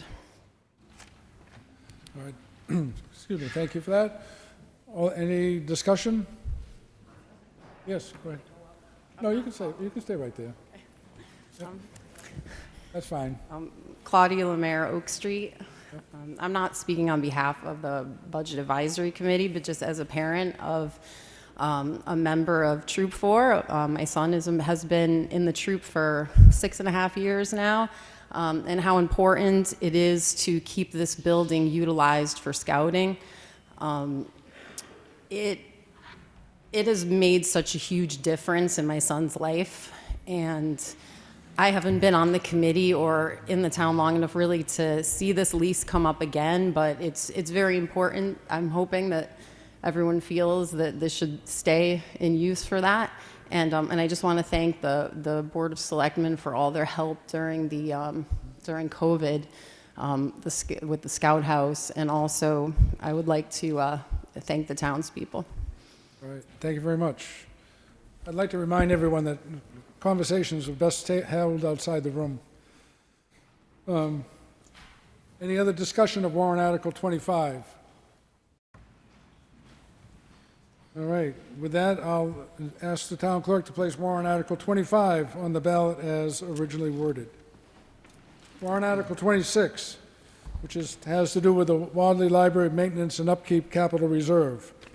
Shall the town vote to establish a library maintenance and upkeep capital reserve fund for the purpose of future library building repairs and improvements of the existing facility for the benefit of the town, and to appoint the library trustees as agents to expend from this fund? Ms. Duziak. Ms. Thank you. Duziak. Yeah. Thank you. The Board of Selectmen unanimously support Article 26. For several years, the town has not voted in support of funding the necessary upgrades and repairs to the library. The Wadley Library Board of Trustees and the Board of Selectmen believe that a capital reserve account should be created that can be funded in future years so that the trustees can begin to make the necessary upgrades. Thank you. Mr. Pank? The Budget Advisory Committee supports this Article 801. Speaking for the majority is Claudia Lemaire. Our historical library will continue to have maintenance needs. A well-funded capital reserve can help us to avoid high tax burdens in the future and is a prudent way of doing business. This year, the library is asking for voters to establish the account. Any future monies from this account will be used only for building repairs and maintenance. Establishing the fund has zero impact on voters. All right, thank you. Any other? Yes. Catherine Parenti, Library Trustee Chair. I just wanted to clarify that we are just establishing this fund. We aren't funding it this year. We were advised not to. It would look like we were double dipping since we had another warrant article that was requesting money. So this is for the future. And that's what we're looking for. Thank you. All right, thank you. Okay, any other conversation, discussion? All right, with that, I'll instruct the town clerk to place warrant Article 26 on the ballot as originally worded. We're now on to warrant Article 27, which is the last page. Warrant Article 27 is about the Hutchinson Family Singers Memorial Project. Shall the town vote to establish a trust fund for the purpose of designing, constructing, and maintaining a Hutchinson Family Memorial Project Trust? Said trust fund shall be known as the Town of Milford Hutchinson Family Memorial Project Trust Fund of 2022 and may receive privately donated gifts, legacies, or devices, provided, however, such gifts, legacies, or devices shall be invested and accounted for separately from and not commingled with amounts appropriated by the town. The details of the memorial, including the time of construction, shall be determined by the Board of Selectmen, provided that any memorial shall only be located on property owned by the town of Milford. Mr. Daniels. Thank you, Mr. Moderator. This article establishes a trust fund so that money can be privately raised to construct and maintain a memorial to Milford's Hutchinson family singers, a notable part of the town's history. The funds will be raised similar to the way that funds are being privately raised for the Vietnam Memorial. Thank you, Mr. Moderator. Oh, you're very welcome. Thank you. Mr. Pank. The Budget Advisory Committee supports this warrant article 9-0. Speaking for the majority is Wayne Campbell. Wade, yeah, close enough. The Budget Advisory Committee supports this as it is a trust fund to create a memorial for the Hutchinson family singers, who are a famous musician singing group in the 1840s from Milford. The group played their first show at the Baptist Meeting House here in town and used their music to bring awareness to many issues that were happening during that period of time. If this warrant passes, it will allow the town to create a trust fund to help fund the future project. All right, thank you. Any questions or comments, discussion? Yes. I'm Charlie Anand, 123 Ball Hill Road, and along with Marcia Nelson, I'm a co-chair of this project committee. I just wanted to say that we began meeting in early 2020, and our purpose is to create a permanent memorial to the Milford Quartet, who contributed so much to the cultural and musical history of our country and are in danger of being forgotten in Milford, their hometown. I hope everybody has picked up the information that is on the back table. We have a sketch of the memorial, the proposed memorial, the reasons for it, and attached is a small narrative of the accomplishments of this incredible group. And we are concentrating on the quartet of Judson, Abby, John, and Asa. They're the ones who made such a difference in this history, traveling around the country, singing about causes, singing about abolitionism, and creating a musical style for Americans to call their own. An approval of this warrant article by the voters would allow our committee to begin applying to foundations for grant money to actually start the project. There is a location that has been approved by the Milford Selectmen, and there's at Keys Field. So there is, we've given as much information as possible in our handout. Thank you. Great, thank you. Any questions or other discussion?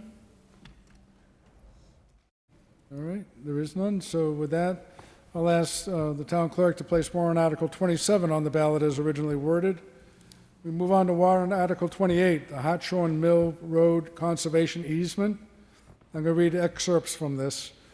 Shall the town vote to authorize the Board of Selectmen, at the request of the Conservation Commission, to convey a non-exclusive easement to Paula McClellan across a portion of Lot 2-29 for the purpose of access and egress by foot, vehicle, utilities, or otherwise to Lot 28-2.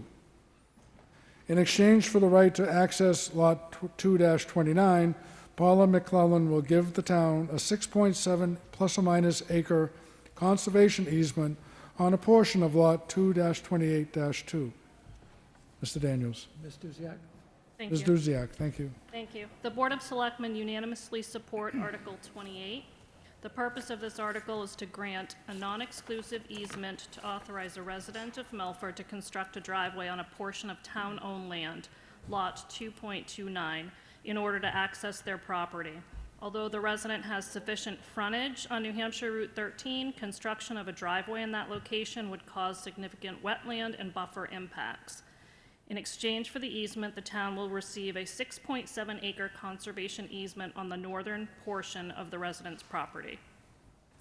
All right, thank you for that. Mr. Pank. The Budget Advisory Committee supports this warrant article 9-0. For the majority, Karen Mitchell. The requested easement will benefit both the private property owner as accessed by foot and a vehicle on a portion of the property, and the town of Milford will gain 6.7 plus or minus acres of land for the conservation purposes. There is a defined process to authorize the exchange within a 1-year time frame. Any other discussion on the Hatchorn Mill Road conservation easement? All right, there is none, so with that, I'll ask the town clerk to place warrant article 28 on the ballot as originally worded. We're on to warrant article 29, raise and remove 127 Elm Street building. Shall the town vote to raise and appropriate a sum not to exceed $400,000 to raise and remove the existing industrial commercial building located at 127 Elm Street, Milford, New Hampshire? The purpose of this special warrant article is to remove the boarded-up building, which, if left standing on town property, could become a potential hazard as it is accessible from the park. Removal of this building was recommended in the original Keys Park expansion project submitted to the Board of Selectmen in December 2016. Mr. Daniels. Thank you, Mr. Moderator. The majority of the board do not recommend this article, which is being submitted by petition. While the Keys Park Expansion Committee did recommend to the Board of Selectmen in December 2016 that the building be raised, a report to the Selectmen in February 2021 identified the cost of the total plan to raise the existing building and then build a new recreation building next to the pool to be $8 million to $10 million. Not all members of the committee supported the raising recommendations, with some feeling that the building was structurally sound and should be looked at from a view of what we could do with the existing building. Thank you, Mr. Moderator. All right, thank you. Mr. Minority. Mr. Dodgy. Thank you. A minority of the Board of Selectmen recommend this article. The 127 Elm Street property was acquired by the town in 2015 to add to the Keys Memorial Park property. The Elm Street property includes a roughly 30,000 square foot former industrial building that is sitting idle and which is an attractive nuisance due to its dilapidated shape. The building would need all new everything to be useful, so it would be more expensive to renovate it for future use instead of just tearing it down and starting anew with a purpose-built structure if a new facility is desired for any reason. Because of this, there is no chance that the building will ever be renovated for a different purpose. Both the 2016 Keysfield Committee study and the upcoming Turner Group study recommend that the building be torn down and the facilities in the park be reconfigured to improve the long-term functionality of the park. The two studies have differences in the details of the recommendations, which can be implemented in phases over time. But both studies have the long overdue demolition of the building as stage one of the reconfiguration process. It has been over 5 years since the first study was completed, and it is time to start the process for the long-term improvement of Keys Memorial Park. Even if the next phases of the park renovation don't occur for a while, the near-term advantage of raising the building now is that the footprint of the building will be converted to a crushed stone parking area, which will be greatly appreciated when hosting high-attendance events such as the Rotary Swim Meet, the State Swim Meets, and other similar events. Thank you for that. Mr. Pank. The Budget Advisory Committee supports this warrant article 801. Speaking for the majority, Paul Bartolomucci. The full Keys Park Expansion Committee project report was submitted to the Board of Selectmen in December of 2016. It recommended the removal of the old industrial building known as 127 Elm Street.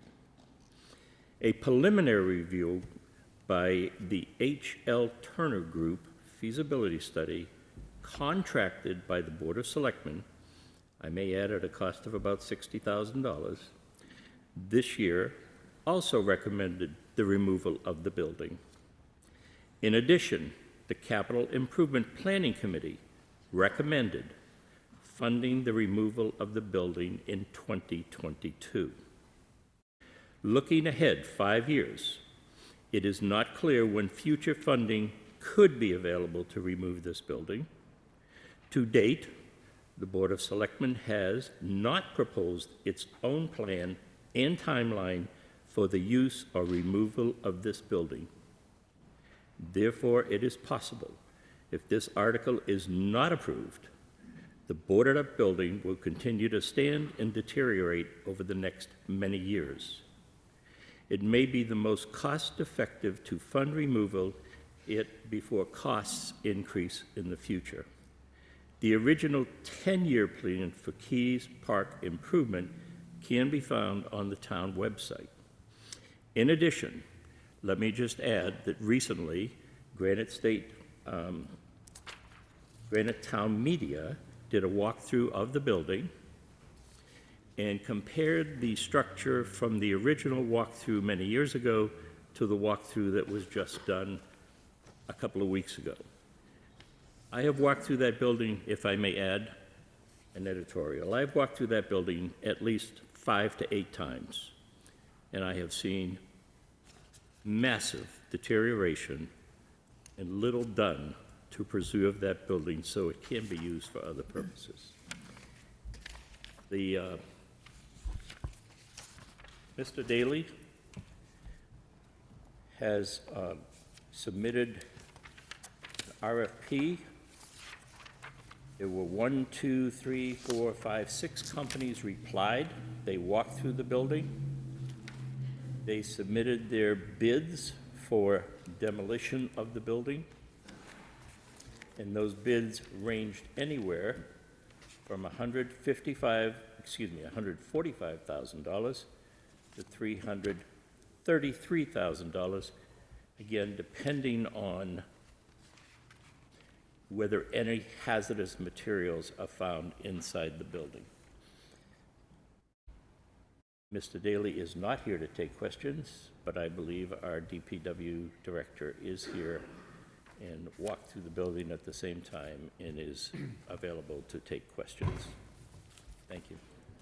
All right, thank you for that. Any other discussion or questions? Mr. Finan. Yeah, I would just like to speak in favor of the article. I agree with the points that were just made, 100%. The other thing that I think we have to remember, how much this community benefits from other organizations and the public to contribute to things in town. We all love the new stage down here at the entrance to Keys, the beautiful stage with the copper roof and everything. 100% donated. There was no taxpayer funds with that. This building was the same thing back in whenever it was, 2014, I think. Almost $200,000 was raised through donations and other community groups to purchase that building. The only skin the town had in that game was abating the taxes. I don't remember what the past taxes were. So this is a gift to the town that we really have to take advantage of. And it's already been sitting there for, 8 years now?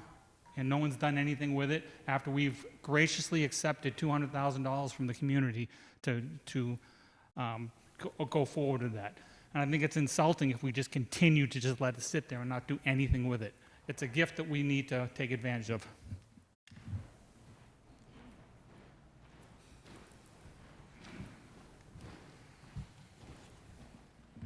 Janet Langdell, 122 Elm Street. I'm not sure if all of my statements are going to be related to the fact that I am in a butter. Some of them are going to be related to the fact that I was on the original Keys Park expansion study group back in 2016. I have one question for Mr. Daniels that I'd like to clarify first. In the statement you read, the fourth line down, you make reference to not all members of the committee supported the raising recommendation. Correct. Which committee are you referring to, sir? Keys Park Expansion Committee, I The believe. 2016 committee? Yes. Okay. Of the approximately 10, 12 members that were on that group, there was one person that did not agree with the recommendation to take the building down. That person happened to be a selectman at the time, but there was one person. So it wasn't like there were many of them. I'd just like to clarify that point. When this building was purchased, we did a number of walkthroughs. I happened to be involved in the process at that time. It was felt by the town administrator at that time that there was likely no use for the building going forward and it would have to be brought down. Among that group, there was an individual who has a leading steel fabrication company. I'm going to call it fabrication. They just put up these really big steel buildings. So he knows his business. At that time, he felt that there was no value in the steel and the building was probably going to have to come down. We did the study in 2016, and I know I'm going back over what Mr. Dargy and Laura have said and Paul has said, but I can only say it one more time. We went down in 2016, we did a study, we got an extremely reputable local development building company in to do the assessment of the building for us. They came back with an assessment of about $400,000+ to take the building down. Extremely reputable. The Board of Selectmen didn't like that information. They wanted more information. Mr. Daley most recently has gone back out and gotten 6 estimates. We need to move forward on this. We're doing what you're asking us to do to get additional information. It's time to do this. Now, as an abutter, I really wish you'd take it down. I really wish you would start doing something down there to add the walking paths so we get more people down there having fun and enjoying themselves, and maybe that will help start decreasing the vandalism that's happening down at Keys Memorial Park. Thank you. Thank you. Mr. Duffy. Maybe Ms. Langdell can answer this. What I'm understanding, I mean,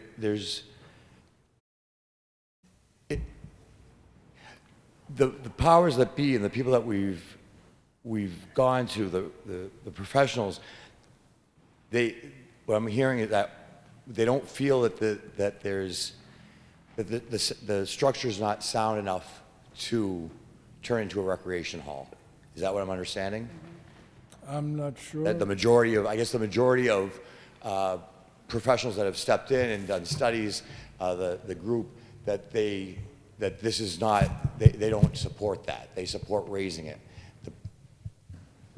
I don't have the answer. Mr. Dodgy. The building is not configured in a format that is appropriate for a recreational building. It's designed for industrial purposes, things like ceiling heights, walkways, columns, basic configuration are not good for recreation purposes. Also, the building is in horrible shape. It needs all new HVAC, electrical, roofing, walls. Really, the only thing you could save would be the steel, and that's marginal at best. So saving the steel of a building that's not configured properly is a bad idea. So it's not really suitable. One other thing I'd like to add while I'm talking. I spoke with Mr. Daley about the bids that were received. They're all pretty much well below the $400,000 that's on this, but there's things that are excluded from the bids that would be additional. One big unknown is asbestos remediation, and that can be very expensive. Mm-hmm. And the other thing is there needs to be like a clerk of the works or someone that's kind of dedicated to the project, and there's a cost associated with that. So one of the reasons for having this quote process done was to hopefully lower the cost of the warrant article to a lower number, but it probably makes sense to leave it at the $400,000 level to make sure there's enough funds to do the whole thing. As a novice, would it be, I realize that the structure isn't, it was industrial, it wasn't meant for the purpose that the town would prefer. Would it be, is it feasible to, is it more cost effective to go in and with construction create what we want with that structure? I guess, would it be cheaper to take it down, or would it be cheaper to renovate? Take it down. Mr. Dodgy. It would be less expensive to tear it down and then purpose-built a new Less structure. expensive to tear it down. Yeah. Okay, and that's been proven factually. That was the opinion that was given by the people that estimated or that reviewed the project. Okay. People that do not have interest in that they're outside of the town, private, these are the bids that Lincoln got. It was the Turner Group worked with contractors to evaluate the process, estimate costs for doing things, and that was the outcome of their review. Okay. Was that one company or a few companies? It's my understanding it was one company. Okay. Okay. Thank you. I guess that's the question. Is it feasible to refurbish, or is it cheaper to build new? That's the question on the table. All right, thank you. Yeah. Ms. Berry.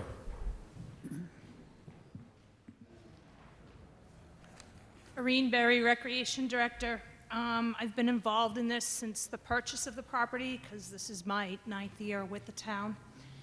The 2016 study that was done internally, that we did reach out to area businesses for their expertise with that study, showed that had a company, a local reputable company, say that renovating was more expensive than tearing down and building new. And one of the reasons for that is the current building is 35,000 square feet. And a town this size doesn't need a 35,000 square foot community center unless it's going to include a gym, which I'm going to say we need a gym, and this town is sorely hurting for gym space. But I will get to that in a minute with the whole phased plan approach that the current study is hopefully going to have. Now we fast forward to the study that we are currently in the middle of and anticipating having a final draft of it shortly, as we have contracted with H.L. Turner for a feasibility study. Again, they have reached out to local reputable companies. And what we are hoping to have, well, what is going to be coming back in that plan at this point, the initial drafts show that a smaller community center, 15 to 20,000 square feet, relocated over closer to the pool, encompassing the pool building that badly could use some updating. With a future phase of that gym space, hopefully having a phased approach will be more palatable to the taxpayers.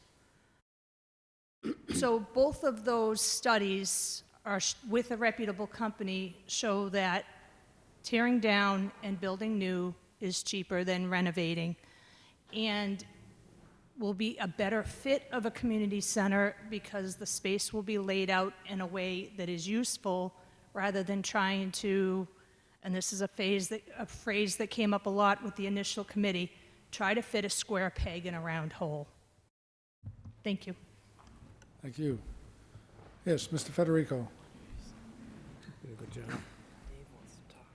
So again, I think this is a missed opportunity by the Board of Selectmen. Again, this is a petition warrant article that didn't need to be a petition warrant article. It came to the board, and you voted not to put it on the warrant article, and I think that's a shame, because you're taking away the voice of the voter by not putting it forward, and I don't think you should do that. And again, I'm going to harken back to the other warrant article about funding a capital reserve for Parks and Rec. It's something that you should be doing moving forward. yes, this has a hefty price tag of $400,000, but had we been funding a capital reserve for this project, it wouldn't be $400,000, it would be something less. So I think that's unfortunate, and I just wanted to point that out, that you need to listen to the taxpayers. All right, thank you. Mr. Friel. Mr. Moderator, I'd like to make a motion to change the amount of the article to $250,000. Okay. Is there a second for that? I have to think about this. Okay. All right. I think there's no appetite for that. Is there any other discussion on the Article 29, raise and remove 127 Elm Street building? Not the whole street, just the building? All right, there is none, so with that, I will instruct the town clerk to place warrant Article 29 on the ballot as originally worded. We're coming up on the last warrant article. I just want to remind everyone that there may still be some goodies in the back room at the banquet hall from the Dollars for Scholars, so if you're interested, stop out there on your way out this afternoon. With that, we'll move on to warrant Article 30, elect members of the Milford Planning Board. Are you in favor of electing the Milford Planning Board consisting of 7 members, which includes 1 ex officio member, with 2 members to be elected for a 1-year term, 2 members for a 2-year term, and 2 members for a 3-year term? Thereafter, the term of planning board members shall be for 3 years to be filled at the end of the next regular town elections. Mr. Daniels? Yeah. Oh, Mr. Friel, I'm sorry, I didn't catch that. Thank you. It is the board's unanimously against recommending this article. The board unanimously feels that the election of planning board members over the current practice of BOS members selecting planning board members is not a good idea. Milford has always allowed the select board to approve or deny applicants to the planning board. We do not feel it is prudent to change this practice. There is a concern as well that townspeople may not have enough interest in filling the positions, and the seats will not be filled. This is a petition warrant article, and little information was presented to the board before voting on whether to support or not support the article. And for these reasons, the board does not recommend this article until further information and debate on the subject has occurred. Thank you for that. Mr. Pank? Ms. Mitchell? Yes, the Budget Advisory Committee is not taking a position on this article. I guess I will just back that up by saying we did not have enough information, and it is not a financially bearing article. Okay, thank you for that. Mr. Finan? Thank you. I'm speaking as the vice chair of the planning board. The planning board voted unanimously not to support this warrant article for a variety of reasons that I'll try to articulate. Volunteerism is really the lifeblood of this town. I don't think I have to tell people in this room that. I mean, everything we do practically is driven by volunteers. We have the budget committee here, not only the planning board, the zoning board, Concom, everybody, recreation, we're all volunteers. To suddenly subject one of those bodies to be, have to run for election, we fear, as Mr. Friel just said, it's difficult enough to get people to step up and volunteer to take on the commitment for these kind of tasks. If we require that they run for election every 3 years, we fear it'll be much more difficult to do that. And to what end? We don't really know. I don't know if the petitioner is here today. It doesn't look like it. So I don't really know what it is behind this. But it definitely would stagnate our ability to attract people. Also, as far as accountability is concerned, we are, the planning board and all of the committees are appointed by the Board of Selectmen. We're accountable to the Board of Selectmen. We also have 3-year terms, just like this warrant suggests. We already have the terms. We just have to come back to the Board of Selectmen every 3 years. And they fully vet us, they question us, and we're accountable to them. So if there were a problem with the planning, if somebody, and I'm not suggesting this is the intent behind this warrant article, but if somebody questioned the performance of a board member, in fact, the way it's currently set up, it's much easier to address that because they could come to the Board of Selectmen next week and say, we have a problem with this planning board, they're, whatever it is, and they could take action immediately, whereas that's not true. If it's an elected body, you've got to go back every 3 years and do this. So we strongly oppose this. Let's see, what else did I have? I think that pretty much covers it. I don't know if Janet or anyone else wanted to say any other thing, but yeah, so thank you. All right, thank you.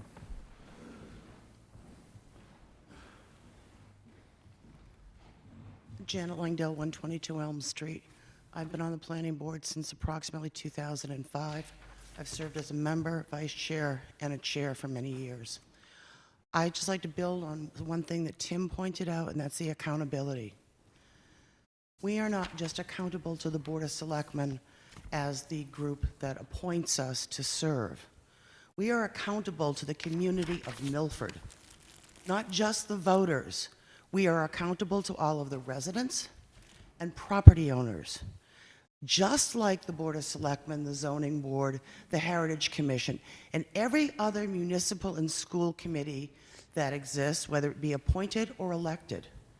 So for somebody to say or suggest that we are only accountable to one group or another, that's not true. I just wanted to make that point. I feel very strongly about it because I'm here to serve. We are here to serve. And on top of all of that, good-natured altruism, there's a really thick book up in Concord called the RSAs, all the laws of the state, as well as all of the development regulations and ordinances of this town. And we have to abide by those. Thank you. Thank you. Is there any other discussion?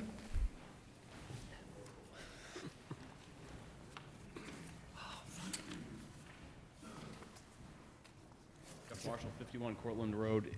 Is this warrant article amendable? Because it Yes, it is. It Yes, it is, as long as we retain the intent. Okay, I would like to make an amendment that the wording of the warrant article is struck. Can you speak up a little bit? Sorry, I'd like to see amend the article, striking all the wording and replacing it with the word null, N-U-L-L. No, we can't go that far. Can't be that aggressive?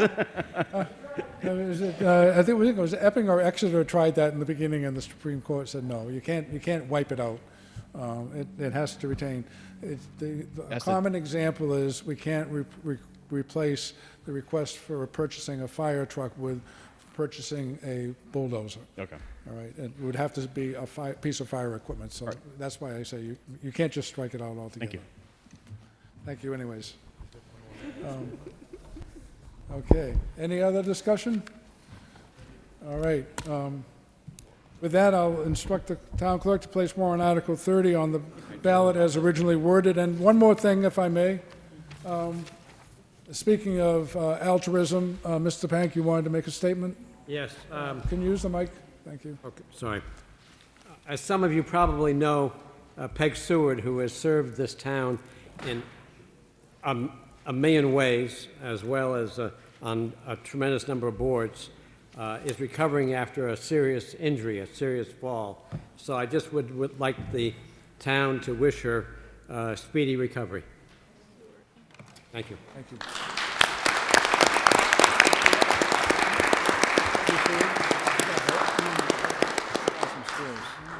And with that, the meeting is adjourned. We'll see you in March.